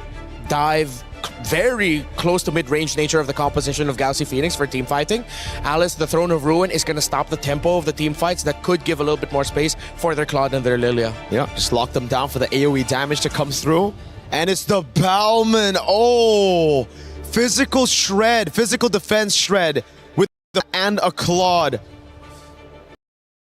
This lineup just screams like it hurts. They have a good amount of crowd control. Not direct crowd control, but this is very damage focused. We know a Galaxy Phoenix, very mechanically focused. Ooh, I like the sound of that. Mechanically focused, the underdogs must once again fight back to protect their tournament life. They've still got a bit more leeway since it's a best of 5, but not much if Na'Vi can take this next map and lead 2-0. After all, they're already up 1-0. Again, I raised a question. Who's ready to rise above? Let's find out at map number 2 between Galaxy Phoenix versus Na'Vi. Brigitte, Gideon, take it away. As we head on into the land of Dawn, the first statement has been set. Na'Vi take the first match here as we look towards GXP's response to that. How do they turn things around? How are they going to adapt to this upcoming game? Because right now, the draft doesn't seem to be in their favor. And here at level 1, Rain and Mirai are already telling Lima that first blood is already in our pockets. Oh, this Lilia on Na'Vi has been doing so much. Ever since game number 1, another stunned potential kill if only Sophia gets to walk out, but no! It's an early 2-0 for Rain on this Lilia. Too early, and honestly, the fact that they've already gotten everything that they need, it's starting to snow already. And I was expecting GXP to be that guy, to be that woman who takes them all out. Even Mirai, confident, doesn't even have to flicker, recognizes that, Lima, you don't have the base damage. I'm a full level ahead of you. And how does that change the conditions for GXP? Because you're no longer on equal footing, you no longer have to anticipate whether or not the early comes out from these arrows or not, because they're already at an advantage. Mirai will get out of this. Still some glooms left. It's tough for the mid duo of GXP. It already feels like Rain is asking the rest of their teammates, just hold my do the rest. Don't worry, Mirai. Just open up that map and I'm going to hurt them big time. And with that passive, heals right back up to full. So great control as they freeze that mid lane. They're starting to lean out of it as they want to attack the top side. Okay, not Ayanami just going in for the dives, even under the turrets. But Mirai will be the one to finish the job. That's fun. They actually find. I think this game is starting to look pretty doomed. Pretty doomed very early on, because this has to be by far one of the most heretical starts. Like, this is blasphemous to people in Mobile Legends. The first 2 minutes, we're already having 3 kills on the side of Na'Vi, all centralized towards the most important roles in Ling and Fa. Okay, fortunately, an Abyssal Arrow does land over there. Sophia trying to dive, but it's an outplay! Everything has just not been going their way, every single attempt. And now Na'Vi might just take away this purple buff even from Fa, who's not even level 4 yet. I'm getting the vibes back. This is why everybody was so excited for Assassin. Oh! And Ling able to find the solo kill despite everything that has happened already. The extra assist from Ayanami just wasn't enough. Okay, that's a bit of a glimpse of hope for GXP right there. At least they get some trades one way or another through the EXP lane, but how else? Because even here in this jungle camp, you just could not farm as peacefully. Fa could barely get the EXP that's necessary. It's a 2-level. This is so dirty. This is particularly dirty. KG knows how to play this Balmont, or has at least gotten all the tips and tricks. You're using a lethal counter. You're also trying to contest with Retribution. It's just an easy way to steal camps at a high rate against your opponent and just ever telling them, yo, fear this. Shortcut connects. How could they do this? They're just everywhere. Mirai, fortunately for GXP, they don't actually lose Winnie out there, but does it actually become an opening? Now they get to find a kill. Fa finds Mirai. Tempest of Blades already committed. But they don't want to fight this. They don't want to fight around a spinning Balmond. No, they don't have the items. They don't have the damage. Rain, does he cancel it? No, they're just gonna set up this dive. Oh, it's Sophia left all alone, trying to escape. Abyssal Arrow does land, but he's just gonna buy some time. Yeah, just again, really elusive here. Unless Rain or Keishi can actually apply some kind of movement speed slow, it's just going to be an ever taxed jungle. It's just now. He's walking like, hey, you owe me money. Interest. Pay up. This is so tough. It's always Mirai plus another one. Oh, but a second solo kill from Link towards not Ayanami. Navi fail, or they actually do take... No, they don't. They don't take away the purple buff for the second time, and at least for Fa, they're slowly able to keep up bit by bit. Yeah, but it just means that Retribution is going to be down. Not like Balmond really cares whether Ling has Retribution or not, but generally speaking, this has been a pretty tough game. I'm looking towards Ling's side. How can they get Ling involved? Because unluckily, the turtle is spawning down on the bottom side. They're forced to get Ling back in, and not Ayanami. No flicker. Has already gotten solo kill twice.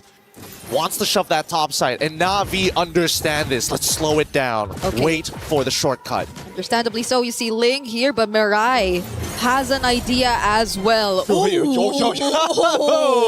I thought that was gonna land too. Mirai didn't necessarily try to catch it, but they lose out big on energy shields up top. GXP are the ones actually leashing this turtle towards their side, and without not Ayanami, they probably would have very little ways to contest. A setup once again from Link to get him with the Tempest of Blades, but the response, the teleportation's coming in from Mirai. Do they want to fight this? Rain does show up. Rian goes in with the blazing duet, landing it on 3, forcing out the flicker from Winnie, and actually finding one. Lemma goes down, but Sophia escapes. Wait, hold on. Ling might be in some trouble, and now they can set up for 5. Sophia's nearby and will peel, but Link can only do so much. How many seconds until the ult comes back up? They really want this turret. Not Ayanami still going for it. 1v2! Both had to flicker out. God bless. Flicker saves lives, people. Flicker saves lives. These flickers happen essential for the 5 to 6. However, structural damage has already been applied. Navi making sure that the bottom side has been cut. Now Rian towards the top side to break that other tier 1. But I would have imagined at some point Navi might want to start double waving with this Claude. So far, it's good either way. They're 3-0 on this Claude. The participation has been massive for them every single time we get to see a team fight. But someone who hasn't been really participating as much is Keishi. But right now, we might actually see that happen as they lay down another portal. Winnie is the target. And it's not looking great. Yep, it's not safe. The river is not a safe space to walk in, and I think definitely GXP need to start opening up this map, or Sophia needs to start... Oh, God. Oh. You thought you were safe. I thought you were safe, to be fair. Yeah, but there was a chip trying to intercept you from behind, and a lethal counter too in your face. There's not much you could expect from a Hilda at this point, no matter how much she tries to open up the map. Navi are just at the most unexpected places possible. Yeah, I think that GXP, unless they get some clean wombo combos like they did in their previous fight around that second turtle, it's not gonna be easy. Definitely not. Like, Faz is probably going to get solo killed by Ayanami if he takes some prolonged fight against them. So at this stage, oh, another shortcut. Winnie again! Winnie's just not having a good time. The first time we see her on a Bruno, and she has to go through all of this. It's just constant pressure. Constant execution. Oh wait, they don't actually take it back. They realize and recognize the top side is actually where a majority of the resistance is coming from GXP. They should know the purple buff is up, and here they come on the run. Not Ayanami leading the charge, forcing out the Tempest of Blades. Now they are forced to just get back. There's the Abyssal Arrow, but that's just about it. Navi are not really gonna stop the pressure from coming. They're gonna try though. Oh, next on towards the back line. However, Ling unfortunately can't seem to close the distance. Didn't want to commit the flicker as well, but they've got battle spells out of Navi. And honestly, at this stage of the game with a 3.8k lead at 8 minutes, it could have been a lot worse. Yeah. At least if you look at it from the perspective of having a Ling on your lineup, you could play around the map a bit more, but just how could you? If Navi keep forcing these kinds of fights and just surprises all over, at least for now, Faz trying to stay composed by doing exactly what we mentioned, but even Keishi is just a bit too quick to expect what's about to happen from GXP. Yeah, just a little too fast, and now here we come. Descent of the Valkyries into it. Oh, cloud shift though! Oh, the cancels. Now it's Rian having to get away from that. Not Ayanami left all alone against 3, and she could not take out at least one. Rain eventually shows up with a flicker. Winnie too having to dash away, and Mirai! Another intercept. That's the 4th time we see them take down the gold laner. Again, great target priority here, and no time being wasted by Mirai. All right, I see my low target. I know exactly what to do. And this lead now, as we pull up the item list, we're already seeing fleeting time completed. 9 minutes pretty early on with rapid boots as well. Explains why, not only with the passive, why Mirai's so fast. Okay, Faz okay. Thank goodness. Like, it couldn't get worse from this point onwards. I mean, don't worry. That purple buffer was always Navi's. It was always Navi's anyway. Yep. But I wonder who else is not safe. Winnie yet again. Oh my god! She's been holding on that bush for too long. Mirai's been staying in that bush for too long. And even with this 4-man setup coming in from Ling, I don't think they will get the value out of it. They'll just lose out on more and more members. Ling falling down as well. There might be one trade, and that's going to be Rian.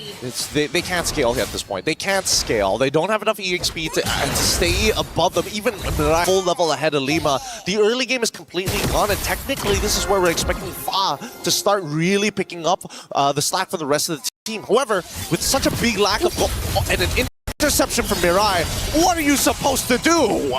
She had another ultimate available. Fleeting time, what can I say? It's a good item, especially when you're this far ahead. I was just trying to fly over from one wall to another, and all the while that was happening, it was a free objective over to Navi as well. Just look at the goal difference already existing, as at least it's not that far behind. But the gold lane, I think, is where you feel it the most. Well, I want to say it's not only just the gold lane, but at the same time, I think that the fact that this Chastised Pauldron is already built for Mirai, I think at this point, Chip can get disrespectful, right? I don't think anybody has enough damage to kill him, and even if they do, the Chastised Pauldron passive will just keep him healthy. So at this point, Mirai, look at them, literally just having a tour. Yeah. Just doesn't mind those bits of damage you get to receive from Lima as the only person who could possibly walk up and not get bursted down by Navi, not unless they just go full commit. But now they have more and more waves coming in, not Ayanami showing up as well. Lima just trying to scout where they are. They pretty much have information of what to expect, and that's still not enough for them to go and try to engage against Navi, because even in the damage department, would you consider Winnie to even have enough damage already? Not yet. I mean, not even a Berserker's Fury. That's about right. Literally a Haas Claw Fa. Unfortunately, no purple buff, so he has to sit there and wait for it to come back as Navi take the initiative to start putting more structural damage. Yep, they're keeping the pressure, and now it's Lema who, for the first time, actually gets bursted down, has to flicker out of that. Worldy already committed as well, but they're just trading space. They want this base turret. That's the setup coming in from Ling, but she had to go down alongside with it. They actually make this an endgame scenario. No, they still are able to kill it off. And luckily on the opposite end, Fa was able to pick up a purple buff for herself. Yeah. Yay, finally. It's still a rough game. It's an exchange of a base turret. Yeah, it's like, man, not the best in the world, but hey, we take what we can get. And luckily the team, they really need these minions. Like splitting the gold at this point of time is probably not ideal. Like Fire understands, you know what, even though I don't have as much gold, it's important that I stay even in EXP against Keishi. Yep, and these placements, these traps are becoming more and more important. Fortunately for them, they have that tool, but I don't think they've been able to maximize it as well.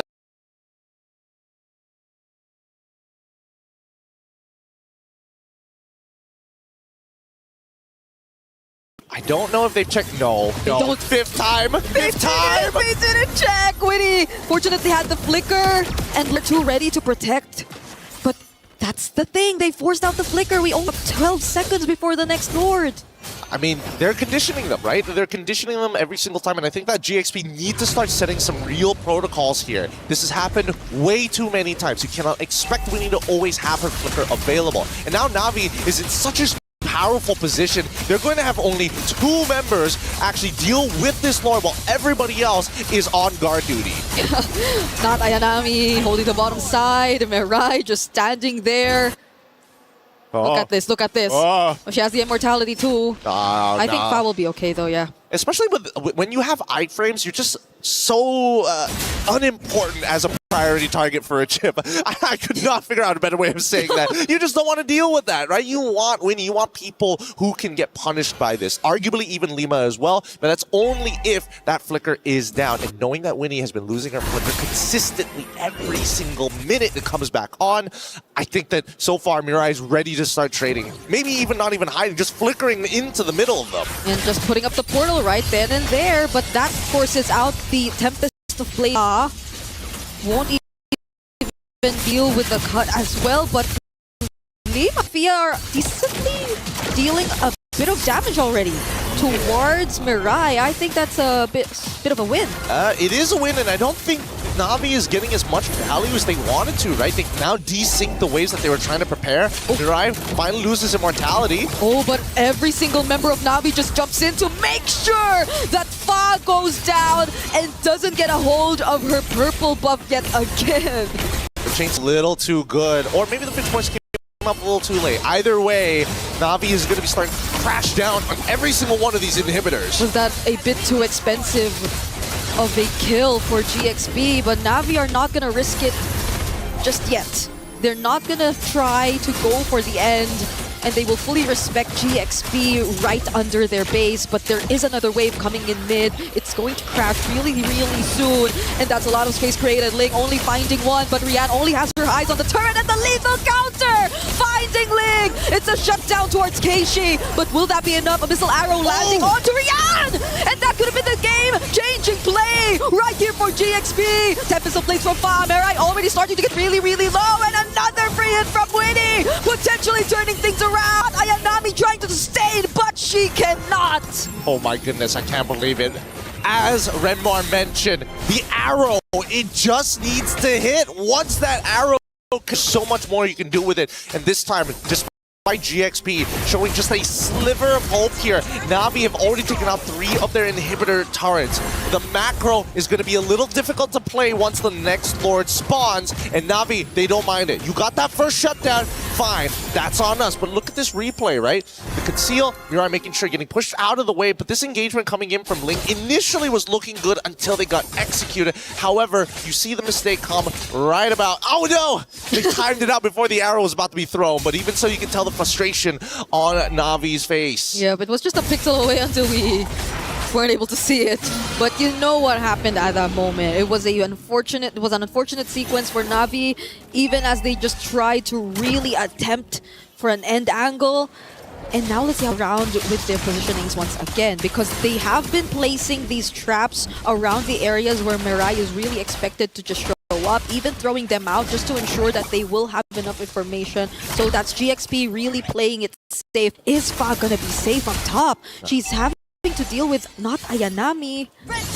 I mean, Fa unfortunately just literally cannot 1v1 this Freya. Not without that Bruno. Not like how we saw it earlier. And worse yet, Navi, this is what we call the chokehold. Like, how do you even win this scenario? No matter what you do, Mirai can catch you with the shortcut, and which they're about to see right now. Tempest of Blades used right before the portal gets laid down, and Mirai will no longer try to go for the chase. But that was really smart from Navi as well. Okay, wait. Fa, not gonna fight that. They could still technically chase this for a little bit, but the more attention Fa is able to bring to them, the better. Okay, that's BMI and Rain alongside Mirai trying to go for Fa. They're not letting him return or her to return to the base. As not Ayanami, Mirai, and Keishi too are just dealing with the waves. Fa is down! And the portal gets laid down. Now the rest of the members can catch up and just go for the siege. The Lord is still up. Sophia tried to jump in. It's Mirai who she's actually targeting, but the Blazing do it! And now it's Winnie using the wind of nature, but they do not care. They're after the base. Lethal counter, and that's the end. Oh, tough one. Really, really tough one. Well played here by Navi. They played one solid game overall. They made sure not only from the drafting section they've had answers, but more importantly, their macro was on point. That's how you set up for a rear naked chokehold, man. No getting out of those ones. Could barely farm. And I'm not even talking about a single player. I'm talking about both of their carries, both Fa and even Winnie on the Bruno, who again was forced to play a different hero, and Navi have dealt with it so well. It's so well, but at the same time, we need to see more. Right now, Navi is looking like they're setting a very high standard here, and GXP, it's either they meet it or they're going to drop that game. We're already at match point, but now we're going to be throwing it back to the studio right after these messages.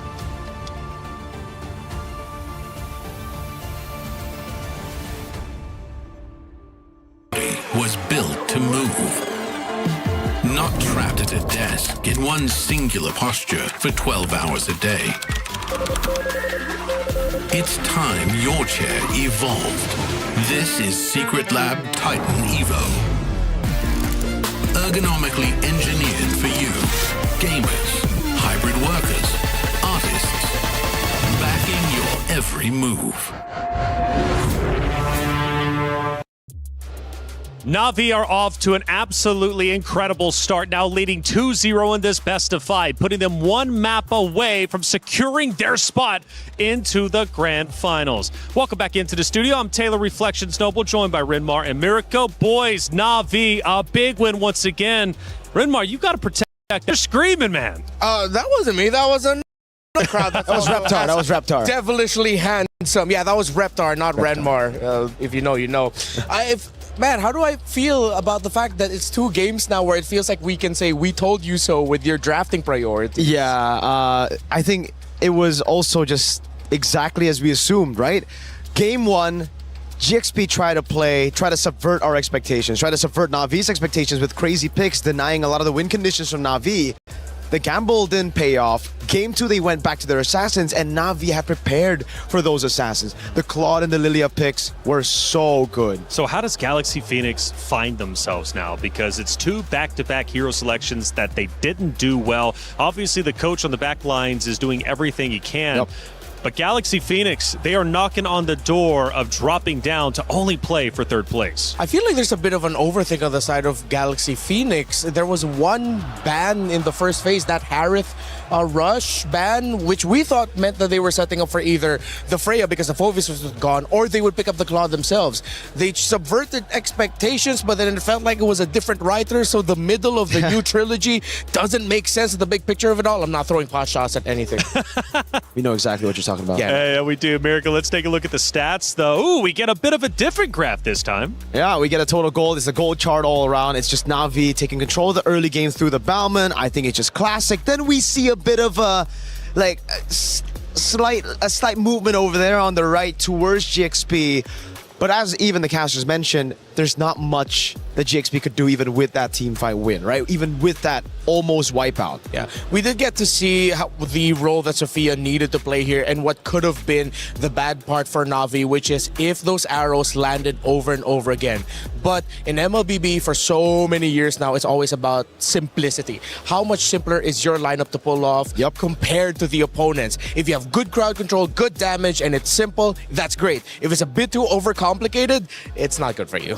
Well, it looks like Rain is in the building, and I don't mean Rain physically, but hey, Rain, the co-streamer, how you doing, man? Let's bring him in, because Rain has been covering the action. He's been hugely passionate about MWI naturally and giving all the coverage not only to his fans, but also to even us at times joining us on the desk. And Rain is an integral part to the MLBB scene, and I know he's been supporting a couple of different rosters, but when we get a chance to speak to him, I want to know what he's thinking about this matchup here. Navi versus Galaxy Phoenix. Rain, hello, how guys. you doing, man? What's going on? I'm doing good. I actually quite enjoying the match just now.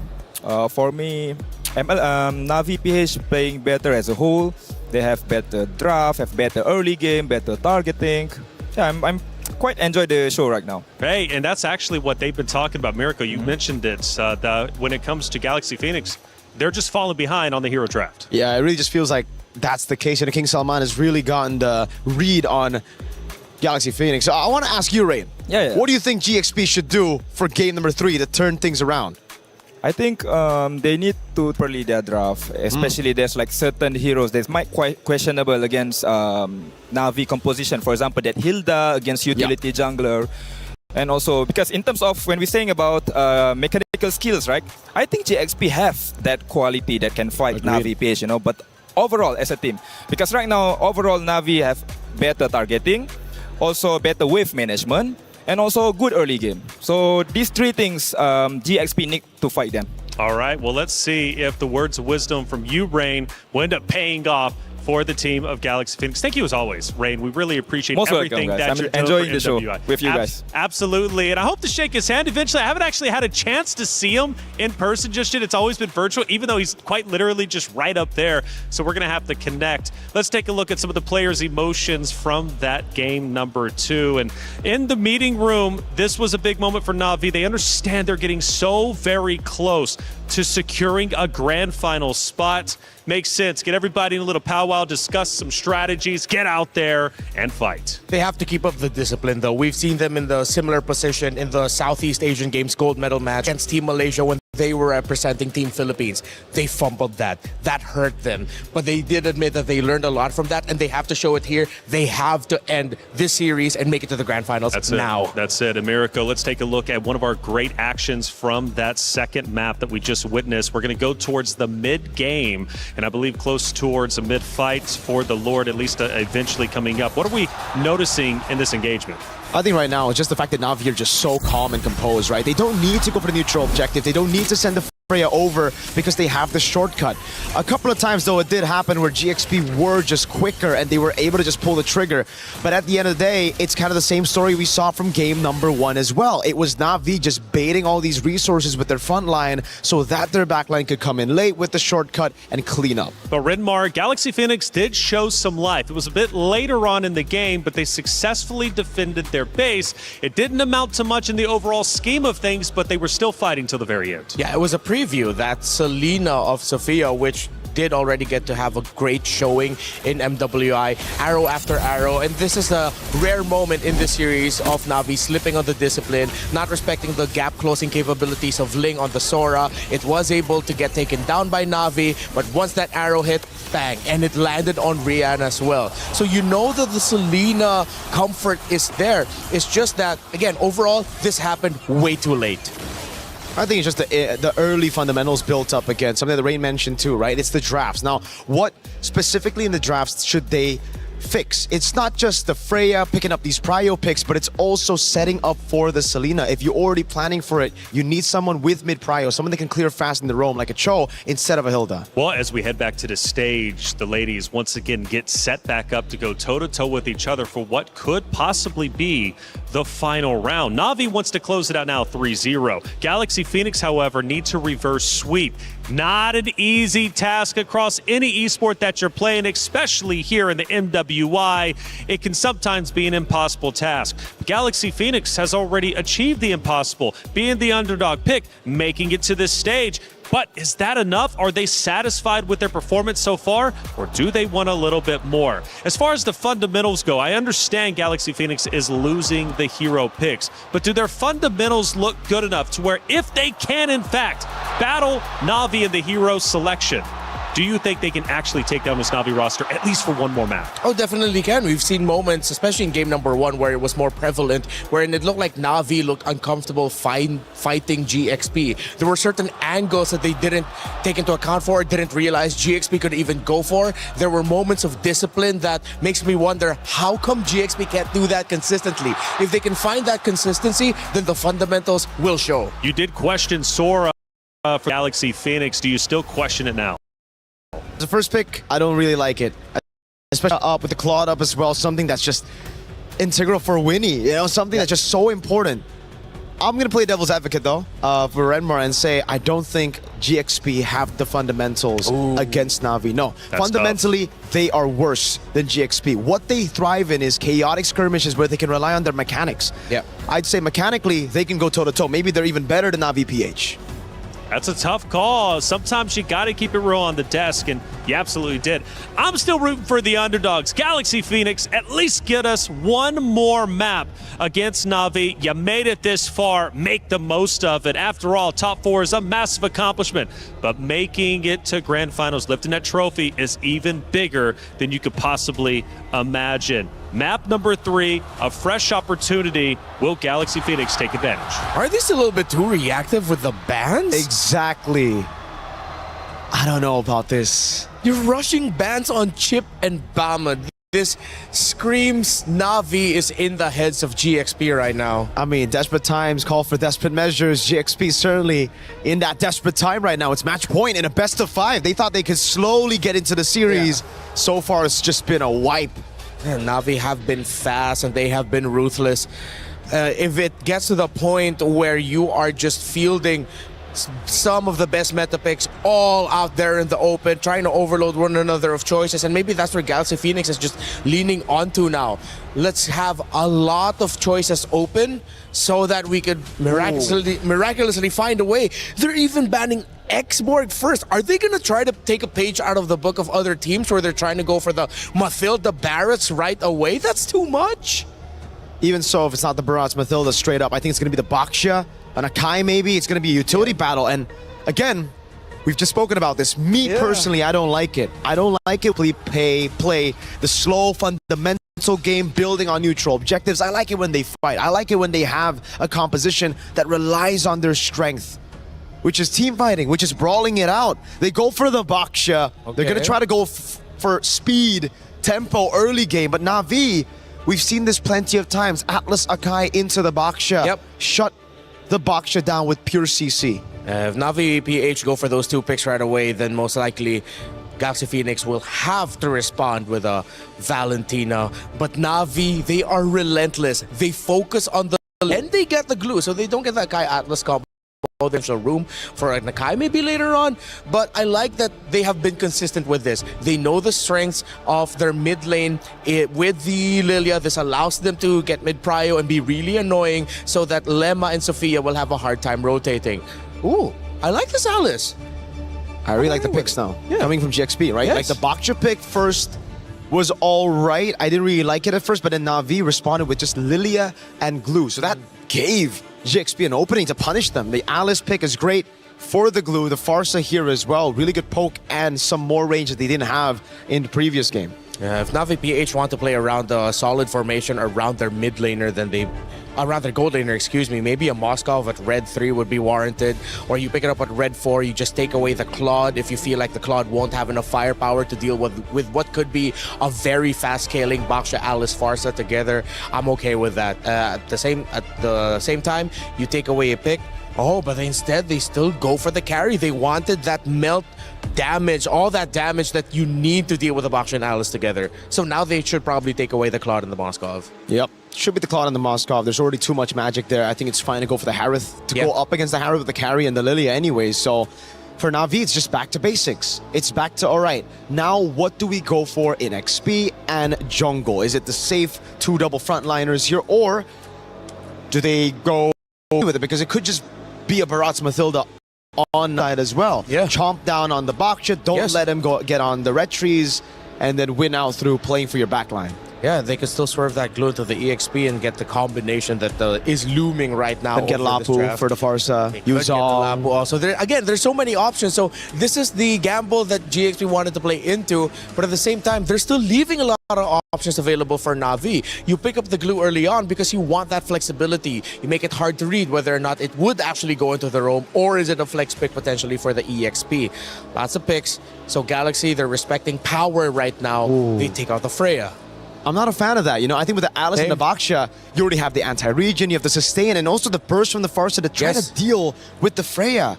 You're leaving so many heroes open for not Ayanami. There's already a Yuzong that we mentioned. This could possibly, if they really want to go for the lock, the Terizla too could work, right? There's just so many picks. It could have a really solid front line in the end that makes it nigh impossible for Galaxy Phoenix to make it to the carry. Even if you commit the Throne of Ruin and the Gleam, one dash out, and if you have no other hero with you to try and jump the carry, then it's going to be a great day for Navi. If it's an assassin in the jungle, we'll see the Terizla. If it's a fighter / tank, then we're going to see more of that Lapu Lapu and, yeah, Dive Heroes. Yuzong, even. Yuzong, yeah. Atlas gets banned out, so there you go. At least a bit of respect given to GXP, knowing that the glue is still very vulnerable to lockdown. Even though naturally Alice did come back into our visions when Yu Zhong started wreaking havoc maybe a season or two ago for our MPL leagues. They still respect the Yu Zhong. Okay, but again, we've mentioned all the EXP laners that not Ayanami can pick for. She is back into the position of I can pick whatever I want, and it's pretty much okay. It's kind of awkward though if you want to consider something like the CC with the Farsa there. You want to be able to latch on to the Baksha, but then with the Alice also, you don't know, so still options are available. I like the flexibility of the Roam Glue pick, and I think it's difficult for Galaxy Phoenix to really read into it right now. That's why that flex pick on the glue is really... I mean, it's a mind game, for sure. Yeah, GXP, you're thinking about it, they've already banned 2 XPs. It could just go to the XP lane and they go for another roamer. Yeah. The Claude will still be open, and Claude does benefit greatly from the little mini glulets. You get your stacks much quicker. Yeah. And they show it. They do get the... Again, this is another flex pick. Yeah. This could surprisingly go into the roam all of a sudden. Could still be a roam, a Kai, and a glue XP into an assassin jungle, yes. Yeah. And it could be a jungle Akai to a roam glue to then something in XP, or again, it could also just be a damage dealing XP with the roam going glue, glue going roam. Irithel. Okay. Huh. Huh. I am not a fan of that. We've seen performances here, and she does hurt, especially once she gets Berk as her first item, Berserker's Fury. But this feels like something the Galaxy Phoenix really prepared for. So maybe there's an angle that we're not seeing right now, but I think we're in agreement here that maybe not the best option to go for at this moment. Where do they even go? They go for Roam. Yeah, it's the Roam. Minotaur. Huh. AoE, Presence, their Irithel. Oh, this is in for the Irithel. The good thing is they have some great damage with the Irithel and Farsa together. But once that Irithel goes out, you're just going to have really tanky dudes wondering why they can't kill anyone. I think it really should just be the Lapu Lapu, someone that can dive in the back line through the Irithel and the Farsa, break that formation as the carry and Lilia shreds through this tanky composition up front. Yeah, if not Ayanami is feeling amazing today, then if you want to really shred through the formation with damage, crowd control, then you pick up a Benedetta. But that's more of like an ego pick. That's more of like a, I'm really feeling myself today and I want to show off pick. You know what? I like it, you know? Sanford's my boy. I think the Benedetta should be the pick for Navi. Oh, yeah, the flex. They just pull the crazy flex. It's glue XP, a Kai jungle, and roaming Kaja. My goodness, what a hero draft, but was it enough for Galaxy Phoenix to take down Na'Vi? Who knows? The underdog story is still alive, but only just. Na'Vi is looking to reclaim what they lost a couple years ago, be back in grand finals, be a champion once again, and they are one map away from entering the grand finals. It's Galaxy Phoenix versus Na'Vi. Brigida, Gideon, let's get it started. History has told us that maybe Navi just didn't have what it takes, but this year it's different. With competitors from all over the world, this competition has only gotten better, and Navi are one game away from qualifying to the grand finals unless Galaxy Phoenix can extend this series. Let's jump into this right here, right now in the Land of Dawn, as we hope that level 1 doesn't go as badly as game number 2. They're so close to making it back, and that's knowing that all these new regions, all these competitors have been stepping up in their own ways too. But even in their most desperate moments, Navi right now that they're back on track, they're just not letting go of these more unique types of roamers and compositions, and they're making it work every single time. That sudden flex now to reveal the Kaja, but a great start for GXP, forcing out the flicker from Riyadh. Okay, a little unfortunate that Winnie did not get the gold crab, but Mirai was able to steal it away. But at this stage, you can see what exactly they want to do. Sophia is a little under-leveled here. Oh, Lema to flicker. This has been the trend. Every single early game. Navi with the Lilia not changing their mid-hero for 3 games straight. Just constantly spamming all these pokes. And now that it's with a Kaja, it's a lot more annoying in a sense that even the Kajo is just gonna walk up straight to you, apply these slows, and potentially even a bit more damage. Yeah, what I can't understand here was what happened here at level 1. Why was the first rotation down towards the goal when it should have been here in the mid? The mid is sling right now. Unless Sophia can close the distance and land that stun on terrain and get a full with Lima in the jungle, that's kind of the only problem. But Winnie here might just get solo killed, no problem as well. Oh, so close! And she does! First blood over to Rian. No flicker though. Can Lima actually take her out? There's a dash and the concussive blast will actually be enough. God bless, God bless. At least they were able to get it back, and now it actually is slightly in Winnie's favor because they're going to be able to make it to that wave first. However, the gold is still in favor of Rian as now the turtle spawns out. Let's see how it plays. Link shows up, Throne of Ruin already casted, but the heavy spin 2 pins down their jungler. Fa could not lift off, but actually gets to land the retribution. Also will go down, but that's going to be an exchange of Keishi. Both junglers traded by these two teams. Oh, Keishi, or not Ayanami rather, being chased. That's going to be an over to GXP. And not Ayanami, unfortunately, not finding the perfect angle to actually get the split down. For the time being, though, winning on the opposite side, and this is what I was talking about, getting control over that wave. After this solo kill, initially, most people are going to be thinking, yeah, no, this is going to be great. Rian equalizes the lane. It actually doesn't, assuming that Rian was able to survive right up till the dive. Yeah. Now you can see the level lead as well as the gold lead becoming more clear as Winnie is trying to just lock out this lane. I feel like GXP2, after what happened in game number 2, are just like, yeah, we cannot just let Winnie experience the same thing all over again. No more. This isn't a chip lineup anyway, but the fact that they are on a very hard lockdown type of composition who could just pretty much combo it with either the carry and the Lilia are still going to be a massive threat for Winnie as the main damage dealer later on. So now they are somehow showing us more and more rotations towards the bottom lane. I think that's also why you got to see that in the first minute of the game. Yeah, I think Winnie at this point is probably just praying, like, please do not let me get hit by Divine Judgment, like anything but that.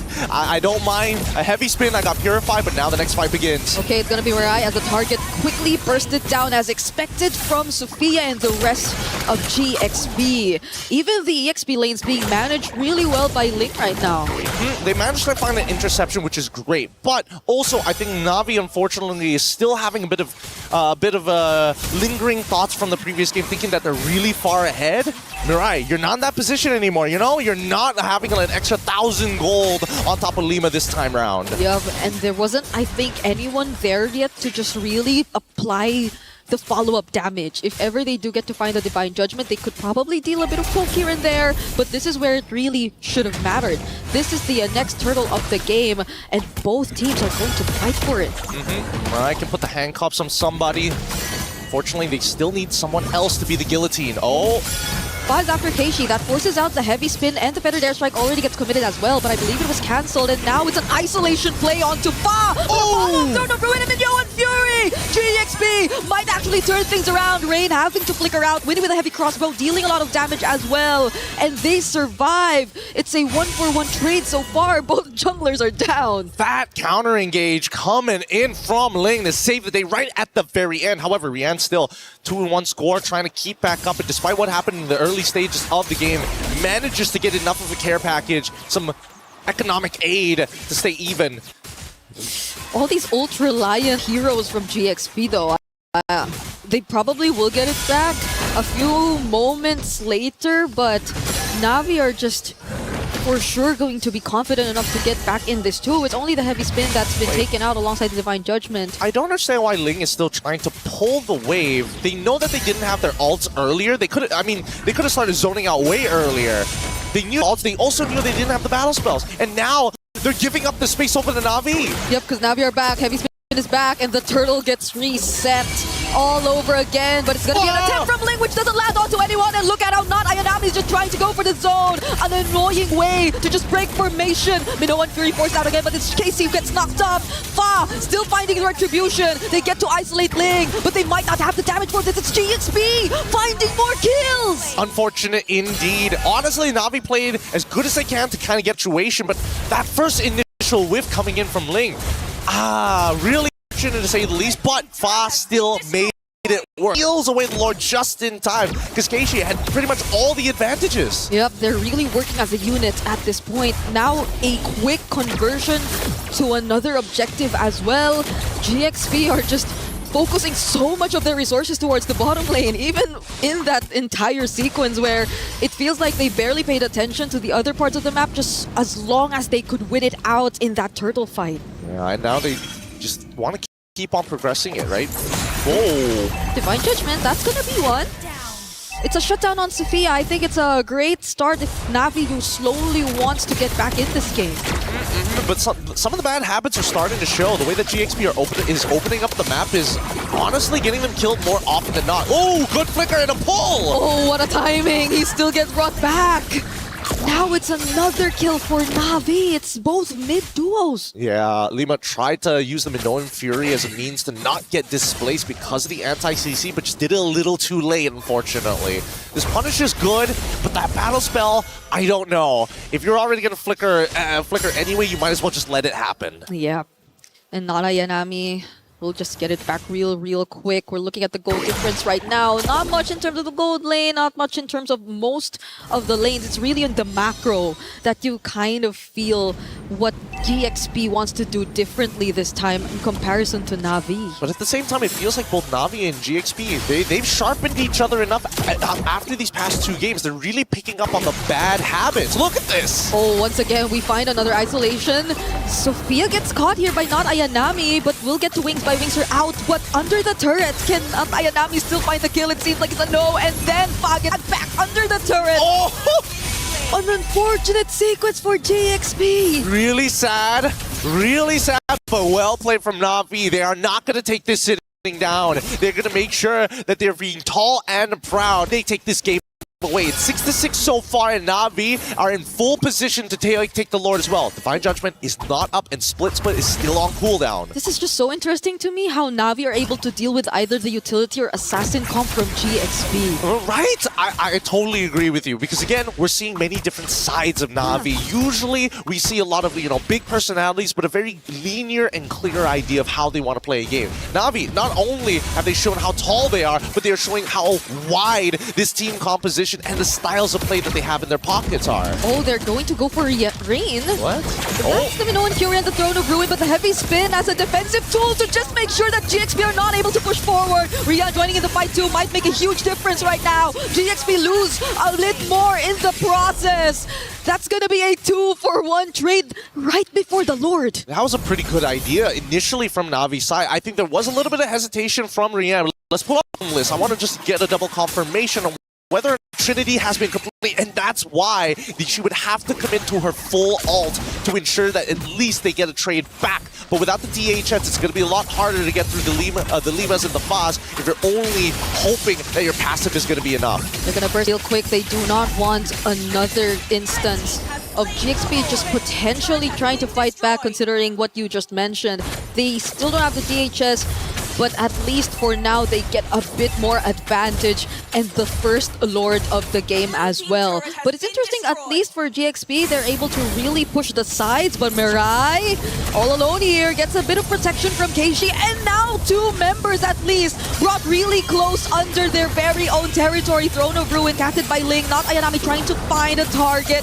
Does find one, but the damage dealers aren't here. GXP are just turning things around. Rian finally comes to join. But then Sophia, Mirai from behind. Who does she find? It's Sophia, but she doesn't have the Divine Judgment. Rain and Rian are making it work all by themselves. This is what I was talking about. Bad habits. They notice GXP, they keep coming at us front to back. They're not thinking about their size. They're not thinking about the fights. They're not thinking about that huge top wave getting demolished by the Lord. And now Navi are just chasing after them, so they couldn't go for the defense. Vader Strike trying to help out Ling, but it's not gonna be enough.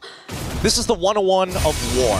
When you are fighting in the front lines, you must understand what your supply lines are, the logistics to get there. And right now, Navi have attacked them in so many different areas. GXP, You can tell the tunnel vision, the peripherals is getting darker and darker. They have to wake up. Take a moment, just breathe. Because we're so used to them being really synced up in terms of especially prioritization, the targets that they go for, and how they're always almost on the same page. But we're not seeing that from GXP at this point. It's more so from Navi as they find another kill. Sophia from the Minoan Fury together with the Throne of Ruin, but the relevant members are just getting away. It's not Ayanami traded out, but Fa goes down too. It's a double for Rian, and she's just 7-1-2. It's so frustrating because the combo is good. It's a perfect Minoan Fury into the Throne of Ruin that had to commit a flicker from Ling. They just didn't have enough AoE to burst down the members after the combo.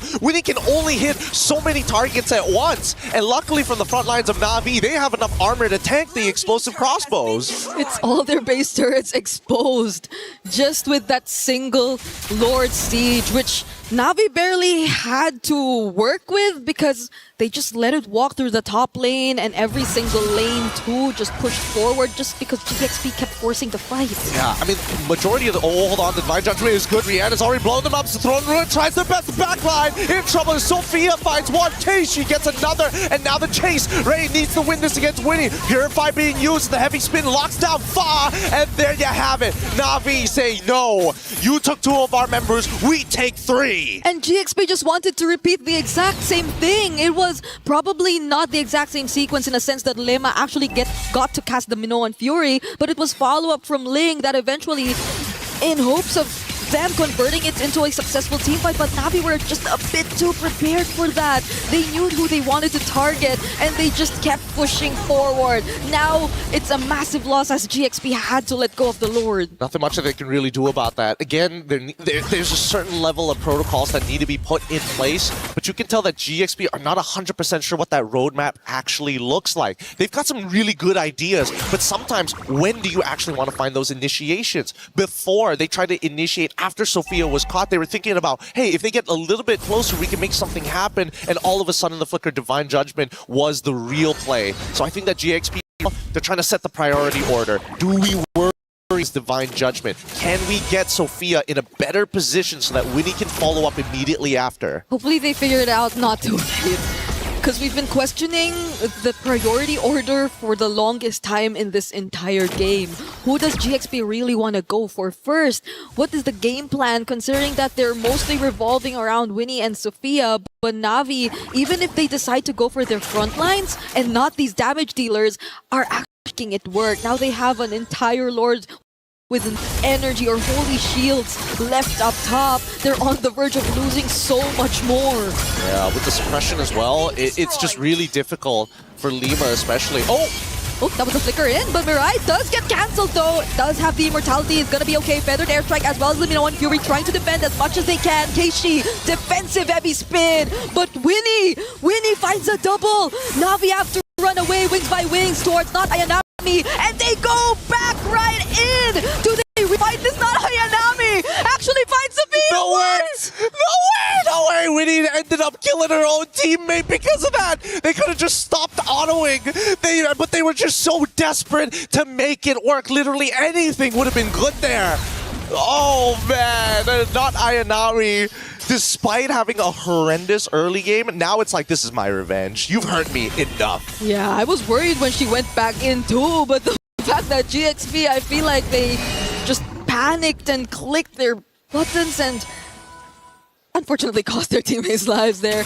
It's not a good sign. It's not a good sign. GXP definitely have to somehow reset and get back in this game. They were slowly finding their way around things, but it's Navi all over again, all across the map. Yeah, Navi has adapted a lot better to what GXP has been laying on the table in terms of their tactical plans and strategies. And I think that Navi, just a little bit factor within them, but I think it's the awareness, right? The awareness overall about not only the battle situation, but what's happening across the map. It just feels like Navi is just slightly more efficient and more flexible in those moments. GXP, it's got to be step 1, step 2, step 3, step 4, and they've been changing the order up, but it still feels a little clunky. So what could be the best order at this point? You would really expect it's just either Lema or Ling. Does someone have to be left behind to at least be some sort of protect? for Winnie and Sophia. They do have the flickers and the purifies for themselves. But it just seems that as long as Navi get that one pick-off done, then there's nothing stopping them at all. I think step number one is to control this mid. Oh, wait, actually, Divine Judgment. Oh, is that one pick? Is that the pick-off? Ling tries to stop them from getting that pick-off, but despite that, the heavy spin still gets committed. And GXP find one. They somehow find Rain. Navi, do they want to push through? They've lost one of their main sources. That is so unfortunate. It takes 2 people to engage upon 3 in the back lines of Navi, but it just takes not Aya and Nami to keep both Sophia and Winnie away, and still able to find that kill onto Sophia's side. Like, if not Aya and Nami, people were like, oh, she's going back to her old ways. No, she is a completely different player. Yeah, look at how she's playing the glue. Ridiculous. Redeeming herself after that early game. I mean, look at her. I mean, she's not really resetting. Another Divine Judgment onto Lema. There goes the burst from Rian as well. Do they really want to risk this? Okay, they actually find one. It's going to be Fa. They're pushing her out of this Lord pit. And that's enough to secure the objective, but it's in exchange of not Ayanami. And that's totally fine. Look at the timers. Look at the timers. The wave is going to spawn. If they waited a little bit longer, it would have been nice after the 12 minutes. But since then, even so, not Ayanami has done everything. Lima doesn't have a flicker. Ling doesn't have the flicker as well, and by the time the Lord actually makes it down into the base, she's still not going to have the flicker. Yeah, I feel like GXP wanted to go for something there, but they saw Mirai and were like, nah, no. It's good. No, and we have a Lord. I'm glad they actually realized that they might have to pull back a bit because they have to deal with a Lord, and Navi are approaching their base. At this point, I might as well just stare at Mirai the entire time because, again, her flickers with the Divine Judgments have been immaculate. Okay, they get to clear the Lord. Navi are not really going to make use of it just yet. They also have to wait for not Ayanami, I feel, if they really want to risk a 5-on-5 engage. So GXP are taking advantage of this, and at least after 18 minutes are still in the game.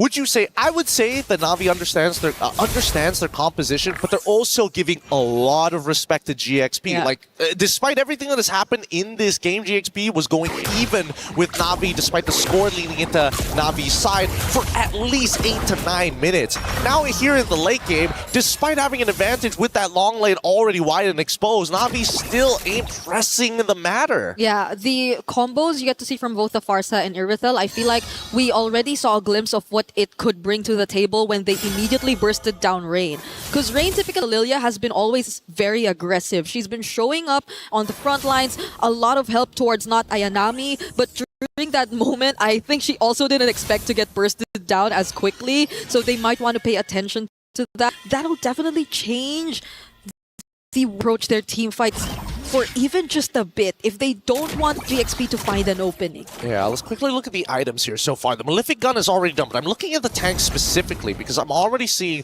that they made sure that they have the right items. A decent amount of armor, but just enough magic damage to start burning down the squishies, which is probably why Ayanami isn't dying as quickly in comparison to Ling having to deal with the true damage of carry. Oh, but this could be a problem too. Immortality pickup for Winnie already.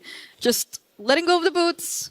And understanding that she definitely has to be the one to survive in these fights. I think Sophia's also building a winter crown very, very soon. So they'll have more tools to survive if ever Navi does go for another surprise Divine Judgment play, which puts a lot of responsibility on Mirai. She has to be very particular. I know she has been, but even more so now when it comes to who she uses the Divine Judgment on. Yeah, that's the thing, right? So far, Mirai not only needs to use it defensively, but more importantly, have to be very proactive on the map. Because you already have the fleeting time, you might as well just let it rip when you have the chance. But if that window, and you don't have that follow-up, isn't good enough, GXP, again, might even up the score 18-18. Yep, the punish is very much possible for GXP with just a single mistake, but Navi are bursting the Lord. Oh! There goes the heavy spin, and they could not react. Ayanami finding one. Does Navi still fight? This is a no. They flicker out. They want to run away. The Throne of Ruin captures what's good, but finds more. The knockups on multiple members, but the flicker, the reposition from Mirai. She's actually still alive. And the rest of Navi are body blocking one by one as they turn this fight around the end. Now taking one auto attack at a time. Your battle lines are down. I will take the space. Sophia had to fly away because they're already losing out on so much. Fa and Lema are down the front lines. It's just Ling who could serve as that front right now. Unbelievable peel coming up from Navi's side. They've created an endgame scenario. Winter Crown is already purchased, but the situation is dire. All waves collapsing at once. Rian down to half HP, but the jump from not Ayanami. Winnie had to get out of that. Sophia too with a flicker, but the grab! Sophia popping the immortality and the sweep coming in for Navi! What a game. What an absolutely disgusting game coming out of Navi. Not only have they shaken off the rust of day number 1, they're coming in here saying, you better remember the name. It's going to be at the grand finals. They find their way back to the grand finals. Unbelievable runs, not being able to meet expectations, especially when they first started out here in MWI, but look at where they are now. And you watch their entire history, from their inception to their success to missing out an entire year to be back here in 2026 to redeem the names. This is going to be an impressive storyline, but let's quickly look at this replay as these fights go on. Desperation got hold of GXP. They saw they lost the Lord. They needed something back desperate. That's a great mentality to have, but at high level play, count your losses, and you can tell it's devastating, but at the same time, hey, you know, there's always another year. This has been a great showing from GXP. Let's throw it over to our interview up on the stage. Hatia's congratulations right here to Navi Philippines. They have clocked in their ticket to the grand finals in an incredibly convincing 3-0 sweep. Congratulations once again. Now, for you guys to reach here, definitely it has been successful thus far after the decider bracket, but you know, what are certain struggles that you guys faced? I think the first we play in this stage is kind of shaky, but yeah, we made it here. You guys made it here even though it was a little shaky. Yes, now you get to enjoy the fruits of your labor. We would like to invite Galaxy Phoenix to please pass your tournament key over to Navi Philippines. Galaxy Phoenix, you did Cambodia proud. Bunny ends here still with the best finish for Cambodia. Well done. Your journey ends. Thank you. And now, wait, I still have tons of questions. I know you're excited because Galaxy Phoenix, they were the ones that put you in this predicament, in this ordeal. They sent you down to the brackets to crawl out, and right now you're here in the grand finals. You know, what were the adjustments made that you guys did to face them today, the exact same foes? I think we just play confidently, so. You just played confidently, and now that you have their keys here in the hand, the very ones that defeated you in group stages, what do you have to say? How do you feel? I'm so happy because it's my dream to play here in stage now, and also I'm so proud to my team because we made this so far.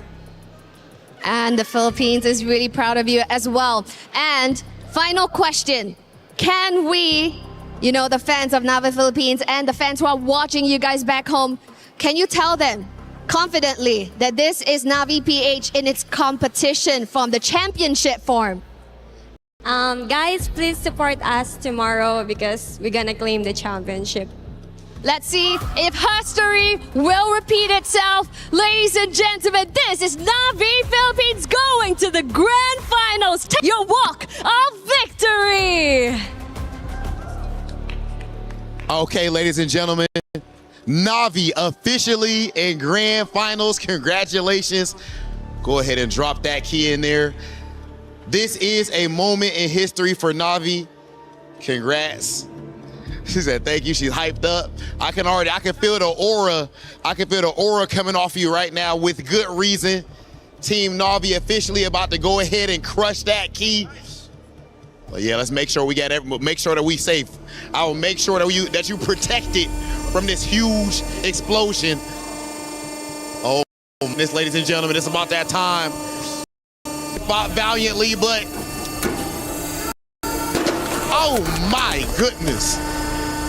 Ladies and gentlemen, Team Navi getting it done. Congratulations again for qualifying for the finals right here at MWI. Will they be able to punch their ticket? And more importantly, for the time being, who will end up being their opponent? Ladies and gentlemen, let's go ahead and send things over to our highlights before we get to our next match.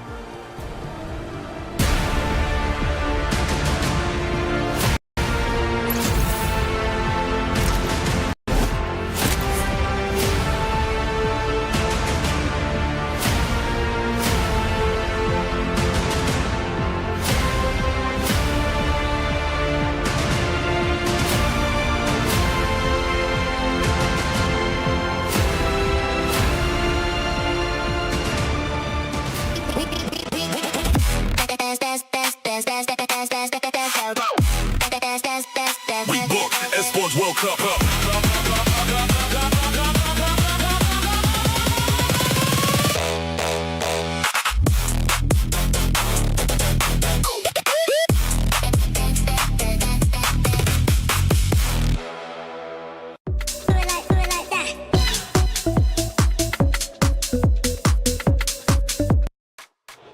And the first semifinals has concluded. Navi gets a clean sweep 3-0 over Galaxy Phoenix. A tremendous win.